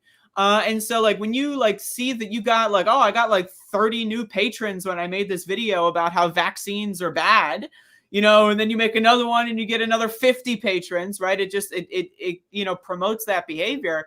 And that's what a lot of people do. They're just in it for themselves, but they use these like weird, like, they try to like attach themselves to like left-wing ideals. And it's just, it's annoying, but it's good to make fun of. I love making fun of them. Honestly, it's hilarious. As much as it can be, and humor is always the best medicine for sure. For sure. I always try to be as funny as possible. I try to take things as lightheartedly as I can. No, you're great. But the idea that this clique really, it really boiled over for us when they kneecapped Nina's congressional race. And they went so hard to try to knock her off her perch. And it's like, are you nuts? Like, this is the hill you want to die? And Nina Turner, she is the best of us. It's the best it's going to get, people, in politics. That's as good as it's going to get. There was nobody who was more loyal to Bernie, who had a bigger impact for Bernie, especially in the Black community. It's like, you people are mental. Like, you are mental if you go, and the way it was just, you need to come to our March for Medicare for All. Right? She made a television ad that she probably invested $500,000 in about endorsing Medicare for All. What more do you want from people? Why didn't they make the march in her like actual district? Is my question. That's my make it in Cleveland. Yes, right, and well, because this way they could say that she's a sellout, but. I wanted to comment on something that Taylor had said, and I agree with you that if anybody can do that, it is Tim Black. But ironically, Tim doesn't want that job. You know what I mean? Like, he doesn't want that job. But if I could see anybody leading a march in Washington, D.C., and he lives very close to Washington, D.C., mind you. I do love him. With the bullhorn leading the charge, Tim Black is the guy. Oh, yeah, no, for sure. Like, he's got that. I definitely like him a lot. And there was a point when there was sort of a line drawn in the sand as to some people after the Nina thing. And it was very clear to me who are people that are really on my team, meaning that are fighting for the same things that I'm fighting for, that are standing for the same values. We don't have to agree on every little thing. I'm talking about people that fundamentally believe that we are responsible for the least of these. That's really what it's about. Do you believe we are responsible for the least of these? And I do. And so people that are fighting for that, i.e. Nina Turner, are on my team. Now, if you are doing things against her, you're working against me. That's not on my team. So like after that, I really got to see who's on my team. And it was very clear. And I was actually appreciative of that for that reason. It's the same thing that went down when we had the guests on our show that did what they did. It's like, good. Let us know who really is in this for the right reasons and who isn't, and who's just doing it, like you said, for the dopamine or for the Patreons, because, for us, we're not doing this for a career. And we respect the hell out of anybody who, wants to create content, good content, and is doing it for career. Oh, yeah. But then we also know the people, like some of the ones you mentioned, who aren't doing it for a career, but they're also doing it in a very detrimental way where it's like, it's just chasing the clicks. Well, that's grifters. There's a difference. There are people that put out decent content. I watch them. I could give you a list. People, I do. I watch Above It All, and everyone knows I love Bo, the Fifth Column. Yes. He's a great one. Have you know of Bo? I've seen a couple of their stuff, but we've never spoken or anything. Okay. No, I've had him on a couple of times. He is my Mr. Rogers. Like, if in doubt or in need of like sort of like moral, like if the moral compass is looking a little bit, you're not quite sure.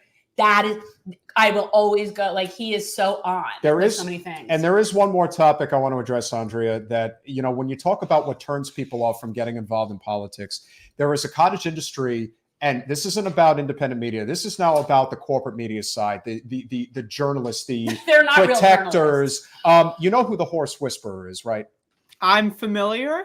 Okay, so that would be one example, because Michael, and that's his name, he is a very wealthy consultant in North Jersey. So this is a job, this is what they do. And then you have somebody like Joyce Aileen, who is the CNN attorney that comes on TV, puts out a tweet the other day suggesting that smart voters, actually use those words, smart voters know to vote for Democrats to counterbalance somebody like Joe Manchin. And I'm just thinking, this group, the Beltway pundits, the people who are on Team A, Team B, whatever it is that they're on, they just as much turn people off the independent-minded people like you talk about from ever getting involved in politics, because once they see that type, like, this is what you spend your day doing. Yeah. Why would I ever want to be involved with this? Yep. Because it's this constant, the other side's evil. People right. Yeah. I do. I think it pushes people to the right. Oh, I tell people all the time,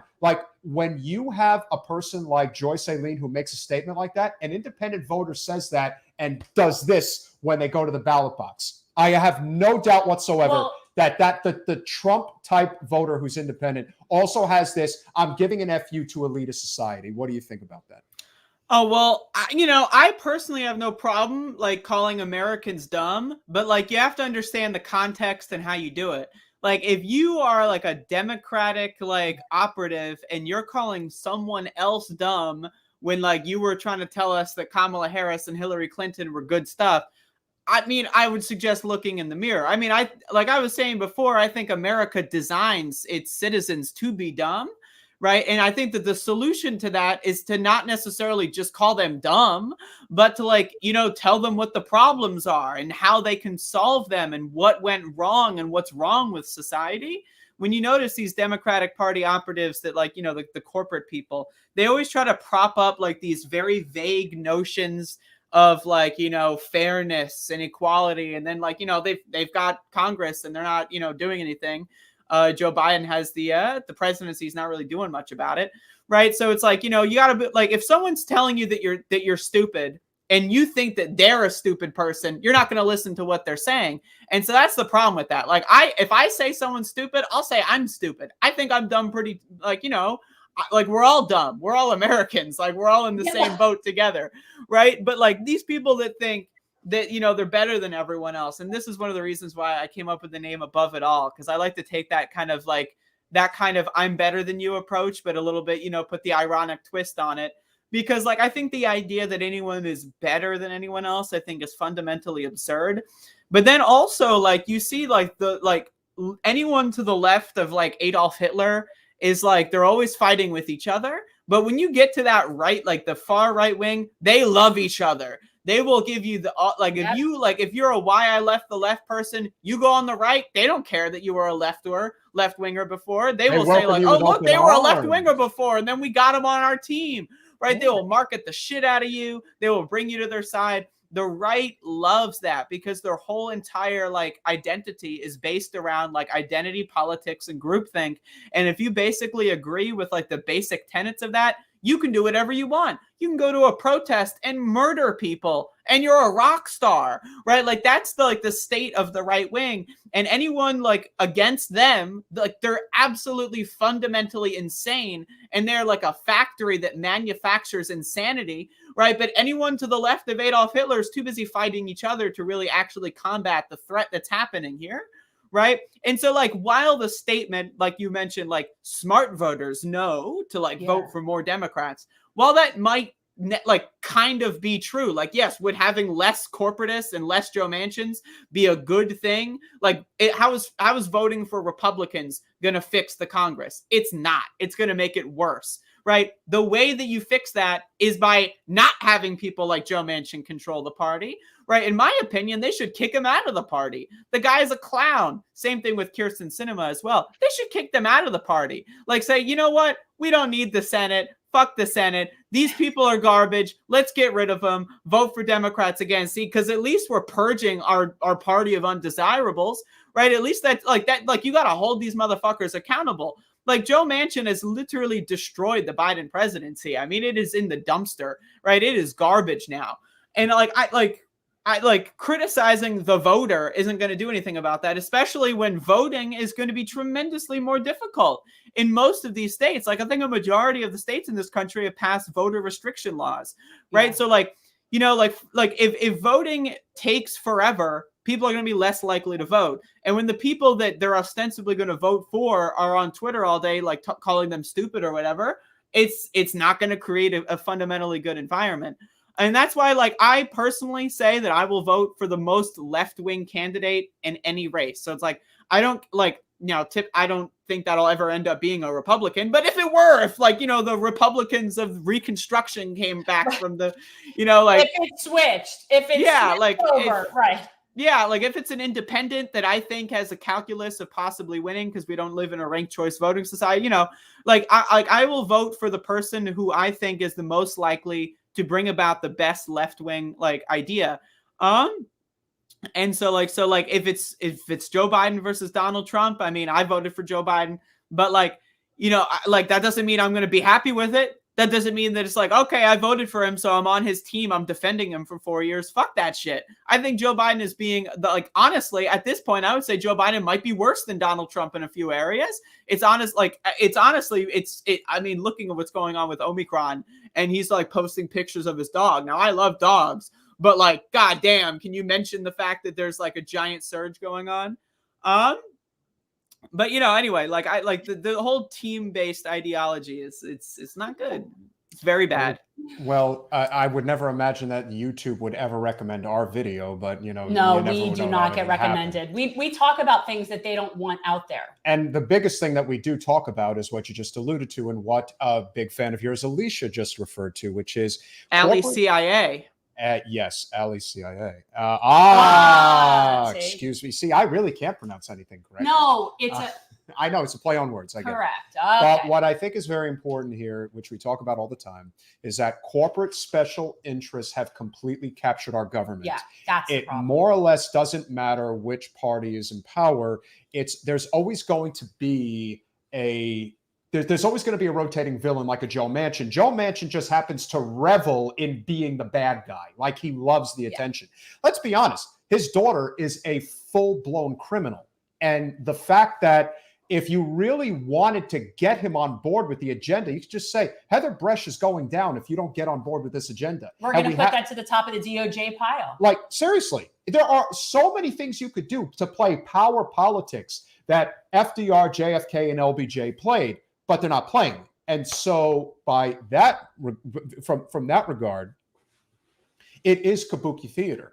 It's just this, how much longer are we going to stay, as you like to stay, on the hamster wheel, where we're going to continue to believe that if we just elect one more person, it's going to make the difference? No, if you elect non-corporate representatives, and quite frankly, it doesn't matter which party they're in. No. As long as they're not taking the Wall Street, why do we have student loan debt that can't be canceled? Because Wall Street banks own the debt, and they own both parties. And as long as they're going to, yes, please play with Max. Max has got to get some. No, but what I mean, the point being, I don't have a problem with different party people if they're properly representing their constituents, whatever that is. If you come from a very conservative place, your representative should be representing you conservatively. That doesn't bother me. What bothers me is when you're not representing your constituents, but you're representing corporate interests. So that's why, to me, and also, if you're not taking corporate money, you won't be able to keep that job if you're not properly serving your people. You won't be able to get the money. And gerrymandering, ranked choice voting, open primaries. Yes. Perfect example, Andrea, as a North Carolina resident, the idea that one of the absolute worst GOP representatives, Mr. Madison Cawthorn himself, is not just a congressional representative.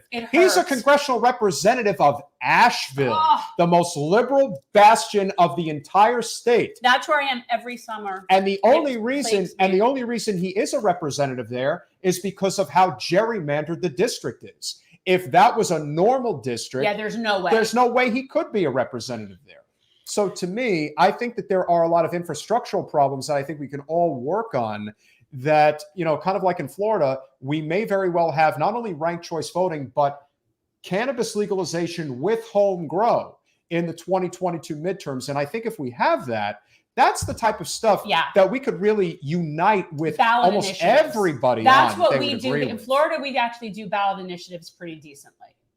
I mean, on that subject, I mean, let's talk about drugs a little bit, because like the whole idea that drugs were criminalized to such the extent that they are is, there are the internal White House memos of the Nixon administration where they said that they basically just said, let's criminalize certain drugs to get at the blacks and the hippies. Blacks and the hippies. You see the psychedelics got banned because people were dropping out of high school and dropping out of college and saying, fuck this capitalist structure. Why are we in Vietnam, by the way? What's going on there? Let's just do some drugs and make out in the park all day. Personally, I think that's what the human experience should be about. Hey, sounds good to me. But like you see these major, these major issues going on right now. Like, I mean, like, you know, most people, like, I think at this point are pretty big fans of marijuana. I mean, you know, myself included. You know, you see like all across the country, like, you know, stuff like magic mushrooms and LSD are becoming decriminalized in a lot of places, especially Michigan and California are leading that one. And like, you know, people try these things and they go like, wow, my life has changed forever. I mean, I personally think that's pretty cool. And I think the idea that Joe Biden and Kamala Harris ran on federally changing the schedule drug of marijuana, they ran on decriminalizing it, and they literally haven't mentioned it at all. Even when asked about it, they kind of just go like, oh, you know, there's something going on, maybe. Right? Like that to me is like that's baffling. It really is baffling that they haven't done that yet. But again, like there's a lot of common issues that people can get behind. And I think that, like, you know, a lot of people, like, you know, love to sell you this like fake notion of like, oh, we got to work with the populist right. And, you know, they'll like say that January 6th rioters were like secretly, like, they're all poor people, even though most of them own businesses, right? You know, but like, you know, like they'll say we got to work with the racists and the Boogaloo boys and the neo-Nazis. Yeah. I say, let's work with the weed smokers. That's what I'm saying. Like, if we're going to bring a coalition back, let's work with the people who are tripping on mushrooms every other day. That's my coalition. Yeah, I'm with those people. We say it all the time. There is a lot more that progressives and libertarians have in common than they're willing to admit. When it comes to issues like war, when it comes to issues like cannabis, or frankly, just all drugs. I'm just, to me, drugs are not a criminal issue. They're a health issue. If somebody is so inclined to have it be a health concern for them. And what I've also, it is not a criminal problem. And what I've also discovered is that even the topic of healthcare, they are under the pretense that we don't want the government running healthcare. Well, that's not what Medicare for All or universal healthcare is. It's government-funded healthcare that is basically your dollars deciding where they go instead of going to for-profit middlemen that do nothing to advance the cause. So it's actually a major cost saver. And it's like those types of live and let live type people, even if they're on the right, really do agree on these major issues. They have different ideas as far as how economics should be applied, but there is that common ground that's there. And that, to me, is where we could really get a lot of stuff done. And we had civil liberties is a huge thing. Yeah, it is. And I want to give a shout out to everybody who hasn't seen Dope Sick on Hulu. Hi, shout out! Like, I still haven't seen it. It's so good. Have you seen that, Andrea? I have not. What is the quick synopsis? It's so good. It's about the Purdue Pharma case when they knowingly got all these vulnerable people addicted to OxyContin back in early 2000s, and it's about the case. I think there might be like some of the characters are definitely the names of the people from Purdue, but I think some of the ancillary characters is like his fiction. But it's about that lawsuit in the family. I always forget their names. That's the Sackler family. Sackler family. Yeah. But it was amazing. I think they're North Carolina, if I'm not mistaken. No, I don't know where they are. The Mercer family is. Yeah, no, it's about how these pharmaceutical companies went into mining towns where people tend to have a lot of chronic pain and purposefully, knowingly got them addicted. And it was like, it was Maine. There are 3 target places were West Virginia, Maine, and I forget the third place, but they were all mining places. And it's just very interesting. But when we talk about drugs, like, to me, those people should be in prison and the drug dealers should be free. So, or what we consider drug dealers should be free. Absolutely. I mean, and it's also like, I was saying this earlier when we were talking about sugar and fast food, but you know, coffee is another thing. Like, coffee is highly addictive, right? Like, people, like, especially when you combine, like, you know, working several jobs, you have to get up at 5 a.m. because your shift starts so early for no fucking reason. And then, like, all these coffee shops, there's coffee in the office. Coffee's highly addictive, but that's 100% legal. Everyone loves coffee. Everyone drinks coffee. People encourage you to drink. Well, never had a coffee. You're above it all.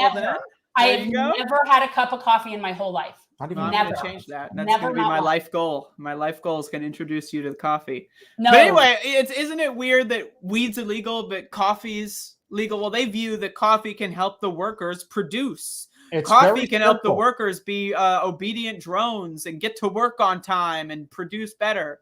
anything that is going to take away from big pharma profits is going to be made illegal. That to me is really what it comes down to. If it's going to, and now they also have the alcohol industry on their side too, which is also part of it. I mean, there's a lot of variables. That's definitely one of the biggest things. There's a number of like key issues when talking to constituents here about Debbie Wasserman Schultz and why Jen ran against her, and the fact that she is so knee deep with big pharma and big alcohol, and that's she's a weed warrior. She's a drug warrior, and the drug warriors you usually can find are ones that are really in bed with big alcohol and big pharma. It's again, corporate special interest money is the issue of our time. And if we are able to tackle it, I really think it's like when the hard right gets fixated on an issue, it could be Kyle Rittenhouse, for example. It's like a dog to a bone. They never let it go, and they make it their life's mission, just like Benghazi. Whatever it is, the sooner that our non-corporate side recognizes that you got to be like a dog to a bone on a specific issue and we might actually get somewhere, I think that that's one of the ways that we could ultimately see productivity. But I think that this crossover tonight has been fantastic. You're way fun. You're way fun. I appreciate that. Can I say one thing real quick? Yeah. On the subject of drugs, I noticed you have like a brick wall in the background that's moving. I'm just saying, like, I've been fixated on the moving bricks the whole time. I'm doing that on purpose. I did a lot of hallucinogens in college. I went to Boulder. So just as a frame of reference, I went to CU Boulder. So I still have like permanent tracers from certain things. Oh, but, that's great. We are in the process. We just started this new studio, and eventually there will be a permanent setup on the wall behind us, but right now it's not hung up yet. And in the meantime, we have a temporary. But yeah, so I'm sorry if that's been given. No, it's incredible. I'm in my bedroom. As you can see, I just got done with the laundry that has not been accomplished yet. I've got some That's garbage. Funny. In my I have the same laundry basket, and it's actually sitting out in my bedroom right now. There you go. See, but we're in my garage. Yeah. This is my third garage. This is like this house. One of the reasons we got it is it had a separate third garage that we put AC in, and we're able to set it up as a studio, which is kind of cool. Yeah, but we're at my house. We're not. All right. It's not anything fancy. I think if you were watching a show and they've got a studio, I think you should rethink what show you're watching. That's just my opinion. If they're not in their bedroom, maybe the CIA has got some money in there. Well, they say I take money. Look, I take Soros money. That's what it is. It's true. Yeah, no, I'm best friends with Georgie. He's my good man. But yeah, I mean, I think this has been a pretty fun show. I appreciate y'all hitting me up. Thank you so much for coming on. Yeah, let's do it again sometime. I think this is. Would you come back sometime? I'll come back tomorrow. Let's do it. I'm only available tomorrow. I'm booked the rest of the year, I'm afraid. Okay, well, it's a long year though. You've got a lot of stuff ahead. Well, if you'd like to, have us on, your show. Well, she doesn't do that, right? Like that's not really your. Well, I do guests. My thing is like I only do my show like I'm a one person thing. I don't have producers. I sometimes guilt my fan base in trying to get people on my show. It's just for me. If someone wants to come on and it's like I've got a free time for it, sure. But I typically just do it by myself because it's easier. Cool. And you're on your own schedule. Except that's another thing is I hate scheduling. Oh my goodness. Oh. Yeah. I appreciate you. But we really work it. Yeah, and I appreciate your show. So thank you. I appreciate your appreciation. I hope that appreciation will appreciate in value. You have definitely been an amazing conversationalist. There you go. All right, and I also wear Converse shoes for the record. So well, you must. Well, then you're definitely an all-star. There you go. Exactly. Andrea the Cyberdemon. Her show is Above It All on YouTube. Guys, check it out. Please check it out. Subscribe, like, share. Thanks for coming on. Thanks, Andrea. We'll see you soon.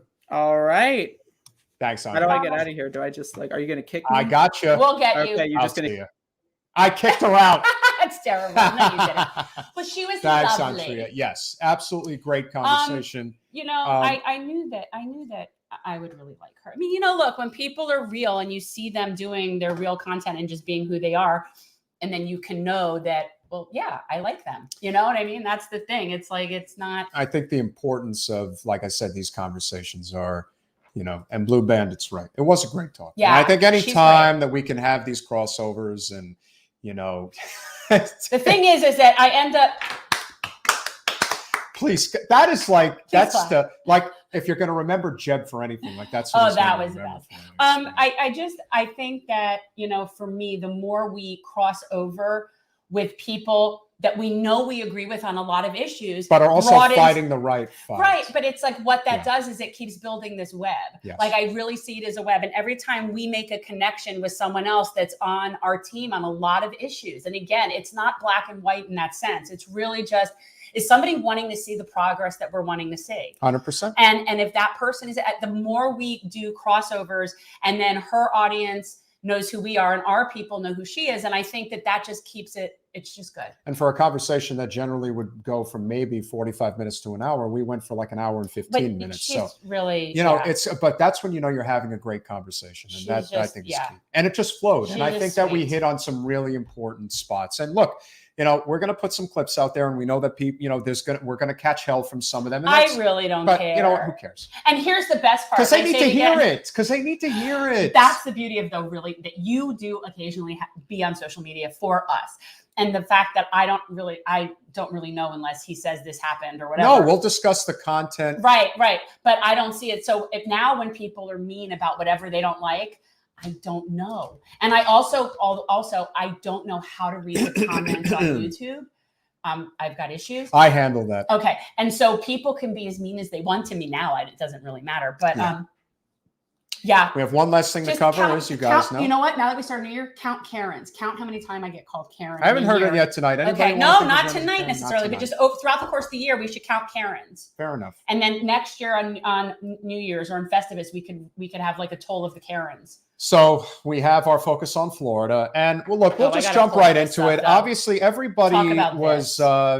Or this. No, I'm gonna. Yeah, I mean, obviously, the story of the week, of course, is AOC and the fact that she's in Miami, and everybody's just going berserk about the fact that she was dining outside. Listen, I understand. You want to say that there's some hypocrisy about the fact that she's in Florida and Florida's an open state and everyone's talking about the lockdowns. Look, I haven't really heard much of AOC saying we need to shut everything down. Like, that's not something that I've heard from her. But look, she's good foil for the right, and she always knows how to clap back. And again, you're dining outside and they're making fun of her boyfriend, and it's like, what? Why? Because let me know when I can talk on this, but I'm seriously continue. I just think again, this is the whole thing about why the average person doesn't give a damn about politics, because when they see that this is the stuff that you want to fight about, it's so nonsensical. Who cares? She's with her boyfriend. She's at it, at some place in Miami Beach, and she's hanging out. And yes, she makes money. Her boyfriend probably makes money, and they can afford to be in Miami Beach at a nice restaurant having food. Who gives a damn? Why is this even a thing? Well, because this is my comment on this. And this is neither any sort of endorsement or rejection of AOC. I don't have a personal connection to her. She's done some things I've liked. She's done some things I haven't. If you don't like her and you live in her district, vote her out. If you do, vote for her. That's all I can say about that. Right. But this is just stupid. First of all, the picture that they highlight in this article that she isn't wearing a mask, she's literally holding a drink in her hand. Now, even in places that require masks, people aren't wearing them at tables. They're not. Why? Because you can't eat and drink with one. And yes, I'm aware, and I did post a picture of that they're now making masks with holes in them for straws. That is absurd. So if they're going to criticize her regarding COVID, at least use a picture that isn't her sitting at a table holding a drink in her hand. Oh, should she be wearing a mask? This is just people picking on her to pick on her. If you have something legitimate or constructive criticism, by all means, especially representatives. But pizza delivery is happening. But if you're going to be going after her for ridiculous nonsense, all that says to me is that you don't really have any legitimate grievance against her, and you have to go after her for ridiculous nonsense. And that's one my point. thing. Thank you. And a pizza just magically appeared and a napkin. Yeah. Well, thank you. Anyway, that is my AOC rant, and I am neither defending nor not her as a general person or a congressperson. I'm simply saying this is a ridiculous thing to be taking up news space. I also think that, again, she was eating. If somebody is advocating for lockdowns, but they're out in Florida, yeah, I get it. Listen, Keith, I can assure you that Ron DeSantis is going to not only win re-election, but he's going to have a very good chance to become the next president, because people are going to spin this into whatever they want to spin it into. And at the end of the day, Alex is, she's cannon fodder for the right. They want to come after her for anything. And again, if you have a valid, constructive grievance about her doing or not doing her job as a congressperson, I appreciate that. Yeah. Her sitting at a table and eating. Only thing you just got to let it cool. Okay. The only thing that I would say that I would say also against AOC is that she did clap back with this thing about you Republicans just want to date me. All right, look, you know what? That's very petty. But to be fair, you don't know what kind of private messages she gets, what type of love letters she gets. She's a good-looking girl. So you're telling me that people aren't, like conservative guys aren't telling her, listen, I really don't like your politics, but I think you're a dream. It's like, yeah, I'm confident that part of the reason she said that is because there are a lot of guys that are thirsty for her, and they are on the political right. It's like feigning interest or feigning, anger in public, but in private, it's like, but I really like you. So it's probably coming from somewhere. That would be my guess. Okay. In other good news, do you see like Just Desserts? Yes. Okay. So for anybody who wasn't following, the endangered tiger that was killed, I think, was it in Naples? I think it was a zoo in Naples. It was Naples. Yeah. So for people who aren't following this, and the reason that this is so frustrating is that there is a contingency of people such as myself that think they should have shot the person and not the tiger. And lo and behold, that worker could face charges. And I hope that he does, because this is somebody who was not where he was supposed to be. That was not his job to be doing that. It was totally stupid. And to me, that's natural selection. And the fact that an endangered tiger got shot because that guy is a moron, that's a problem. Because I personally would rather have one more additional tiger in this world than one more moron. So they shot the wrong creature. That is my thing. But anyway, he is now potentially facing charges, which sort of was we are very partial to animals, especially dogs, and we're averse to morons. Yes, and Florida has got quite a few of them. Jen, Florida man falls off bike, accidentally stabs himself with a sword. How does this happen? Because it's Florida. Zephyr Hill. Yeah, I'm a moron. Zephyr Hills. So Zephyr Hills, which is, yes, where that water comes from. Not such good water. It's not Poland Spring, that's for sure. But the fact that we even have to bottle water is amazing. Well, they're basically, that's something we need to talk about here at some point, and we are going to be talking about it, because what's happening is big companies like Nestle come in here, and we basically our government gives them our water, and then they charge us for it back. This is a big problem. So it is something that we at some point are going to have to really talk about. But if we need to talk about this. Okay. In Zephyr Hills, a man was rushed to the hospital after first responders say he accidentally stabbed himself with a sword when he fell off his bike. How does this happen? The man was riding his bike in the area when he fell off and accidentally stabbed himself with a sword that was in his backpack. This is what happened. Now, but a sword? A sword. What kind of a sword? Exactly. Only in Florida. Exactly. That is the point. So but we should talk about DeSantis. And the last thing we want to mention, and we have been telling you guys for a long time, and we're going to keep telling you, and unless something significant happens, because we don't really see it right now, not only is our governor incredibly shrewd politically, he just is. He knows, and his team knows exactly what they need to focus on with the independent voters. It doesn't matter what the Democratic voters think, because they're going to vote against him. It doesn't matter what the Republicans voters think, because they're going to vote for him. It's about what the independent voters give a damn about when they go to the polls. And our governor, to his credit, has been pretty good, especially for a Republican. And compared to the governor we had before him. That's the thing I always have to remind people. We had Rick Scott for 8 years. We're very traumatized. So our governor, especially up until COVID, was very good on the environment, especially protecting the Everglades. And now he is making conservation a priority through protection of natural resources. Yeah, he actually, this is, I think it was like the #2 allocated in the budget, in the Florida budget, like his different mitigations that he's doing for environment and Everglades restoration is a lot. Like he definitely has prioritized it. Yeah. And so some of the things are like that have been allocated money: removal of invasive Burmese pythons. Okay, that needs to be happening. Red tide mitigation and research, protection and rehabilitation of the manatees. People, we're killing the manatees. I'm gonna like freak out at some point when I'm like, I can't even take it anymore. And it's like, there are all these different things that he is putting into place, supporting and doing, which doesn't mean he's always correct, because he also did support the highway to nowhere, which would of course hurt the panther habitat like you. But I think that we need to point out when policy is good.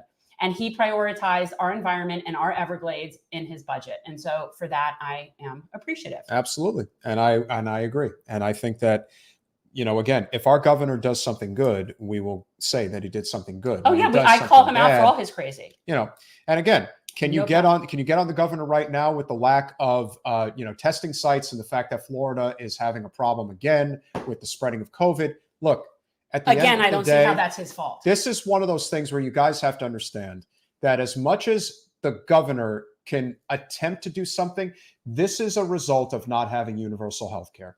This is at the top. This is a really serious problem. And unless we're willing to admit that we have a completely broken healthcare system in this country that requires us to do things the way that we're doing them, it's never going to end. This is only going to continue. And the next variant will come and the same problem will happen. It's not going away. And the booster shots, people are going to start to be like a quarterly thing. And you can't see the scam that's being run on you by Big Pharma yet. You can't see it yet. You want to live like this. And as you have said, there is a certain percentage of the liberal population that would give up freedom for comfort. And that is dangerous. They do. Well, they give up liberty for fear and what they perceive as safety. And that always concerns me as someone who's very pro civil liberties.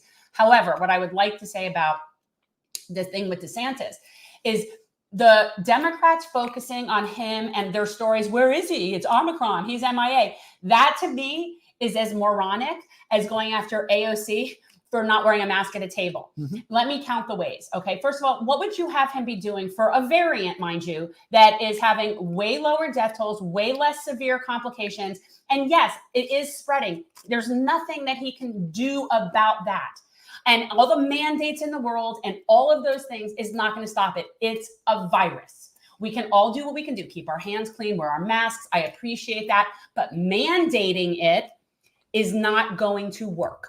So that aside, but also the response that he gave, which I thought was pretty decent. He's been working, with his wife who was diagnosed with cancer. See, now there's something that actually he could and should be doing. Yep. So I just find it like, if you're going to go after him for policy, go after him for different things. But to sit there and put out this idea like he's MIA and Omicron. And this is also why Democrats lose. Are you kidding me? What would you have him do? And this is why Democrats lose, because their focus, as I've always said, when it comes to winning elections, this is why Republicans are so much better at it, is because they really just focus on what they're going to do for their voters, at least the ones that are just concerned about the red meat. The Democrats, especially in our state, spend all the time just complaining about Republicans. It's like, no, what are you running on? What are you fighting for? Tell me what the governor isn't doing that if you are elected, you would do. If all you want to do is say how terrible he's responding to COVID, it's like the numbers in Florida are comparable to New York and California, the other two, and I believe Texas as well. These are the most populous states in the country. And we have so many transient people that are traveling here. I would love to know this, if anybody's been following from the beginning of this pandemic to now, and comparing the states, and you have to do it kind of per capita to some extent. It can't be an exact thing because states are different. But looking at the states that handled it all one way and all another way, and look at the boat that we're in. Right. And if you can really attribute that to the policy, then fine. But I don't know that that's the case. I really don't. Because to me, this is spreading all over the world. And it's just one of those things. And this variant is not my mom who lives in an old place, like the 55 and older place. Can we just be honest about the Omicron The people variant? are not like, she not knows getting people that were sick for a week. And I'm not saying I want people to have No. this, but what I'm saying is to continued paranoia and going on fear at this point, it's run its course and we need to just sort of like move on. It's the winter. It's not, yeah. You know, this is when people get sick. So again, I'm trying to, again, we're vaxxed. So I don't want to hear a damn thing from anybody. I did it for Jackson Brown and James Taylor. And if you guys, either of you ever hear this, I just want you to know that. Great concert, right? It was an amazingly good concert. Yeah. And so let's start to have an honest conversation about what's going on. A lot of people are grifting about it. There's no question. There are people who are saying that the virus is fake and that, you know, the vaccines don't work. Listen, it's not even a real vaccine. It's a booster shot, but it works. It does work. Especially for people who are vulnerable, who have pre-existing conditions. This is necessary. But we are, I just don't, I'm not willing to live that way other than do what common sense things. I wear my mask when I'm around people. I know it makes them feel comfortable. That's fine. I am vaccinated, even if I did it for Jackson Brown and James Taylor. And there's other people I would do it Josh is too. right. And again, when you have a for-profit healthcare system, the priority is not health. It's not the people's health. Profit. It's about profit. That's all that matters. Just like you are going to be asked to get a booster shot every 3 months. Are you kidding me? When you allow them to basically run afoul of everything that's going on, this is what's going to happen. Yeah. And when somebody says, well, we're not paying for the vaccine. Oh, yeah, you are. Oh my God. We not only are, we've been paying for it for years. You want to talk about a government subsidy? In the billions and billions of dollars. This is to big pharma. This is a game now. And you have to recognize it. So I think it's like, my position is, I think that vaccines are good. I think they keep us from having severe illness. I think it protects people. So I think that you should get them. I think we have to do so within reason. And at a certain point, you know, I'm not necessarily going to be boosted, especially for a variant that to me does not seem very severe. So that's just I don't like mandates because I want to be able to like weigh my risks, especially when we're talking about a vaccine that doesn't prevent spread. Right. Now, if the vaccine prevented spread, then I would feel a lot more obligated to others.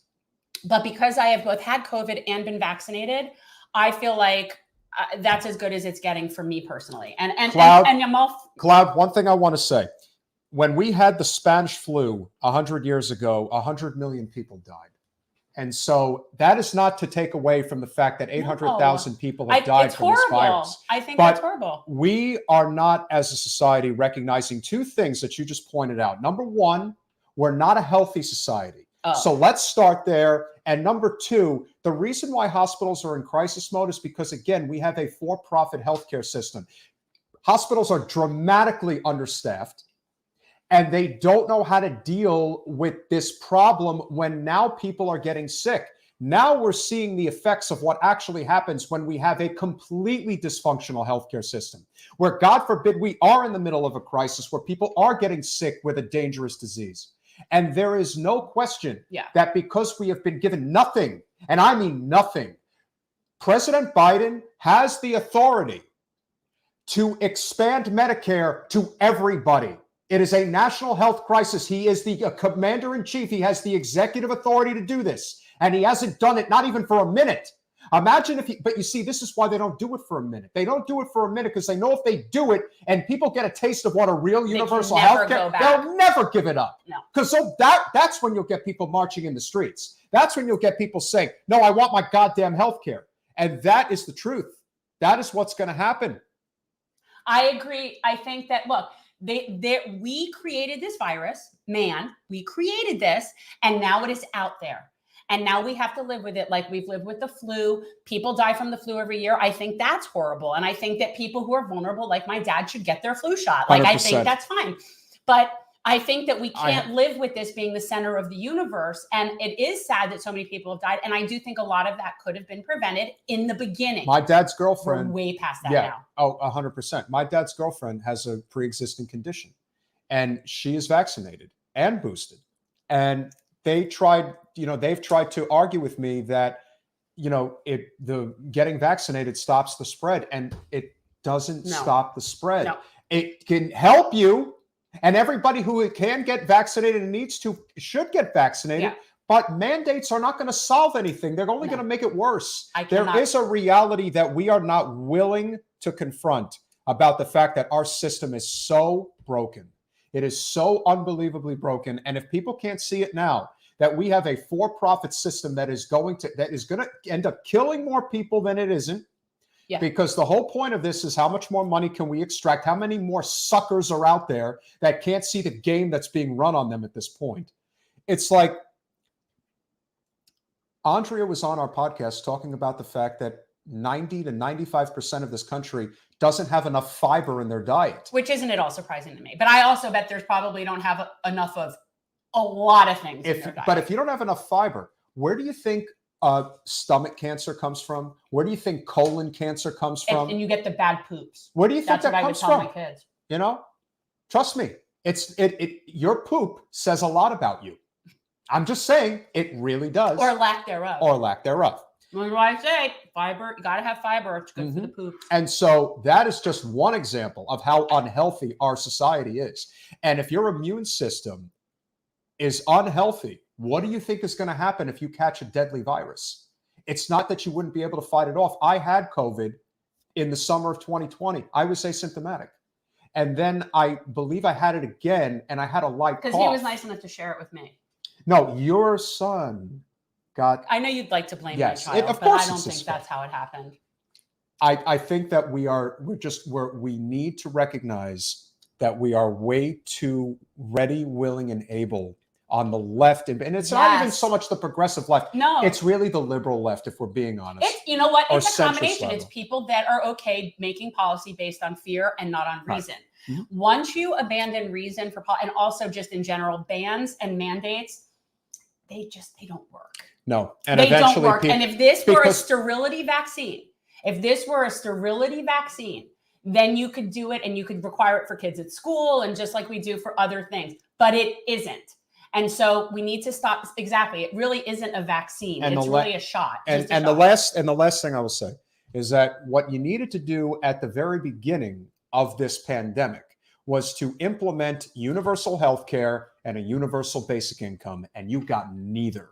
You didn't even get, I don't even know what you want to call it. You got a couple of stimulus checks, to basically help you prevent from getting thrown out of your house? That were means tested based on an income that you didn't make. I just hope more people start to realize that these are the issues. Corporate special interests have completely captured our government, and we have to start talking in those terms. When we start talking in those terms, we're going to get somewhere, because everybody has a right to live a healthy life and to survive.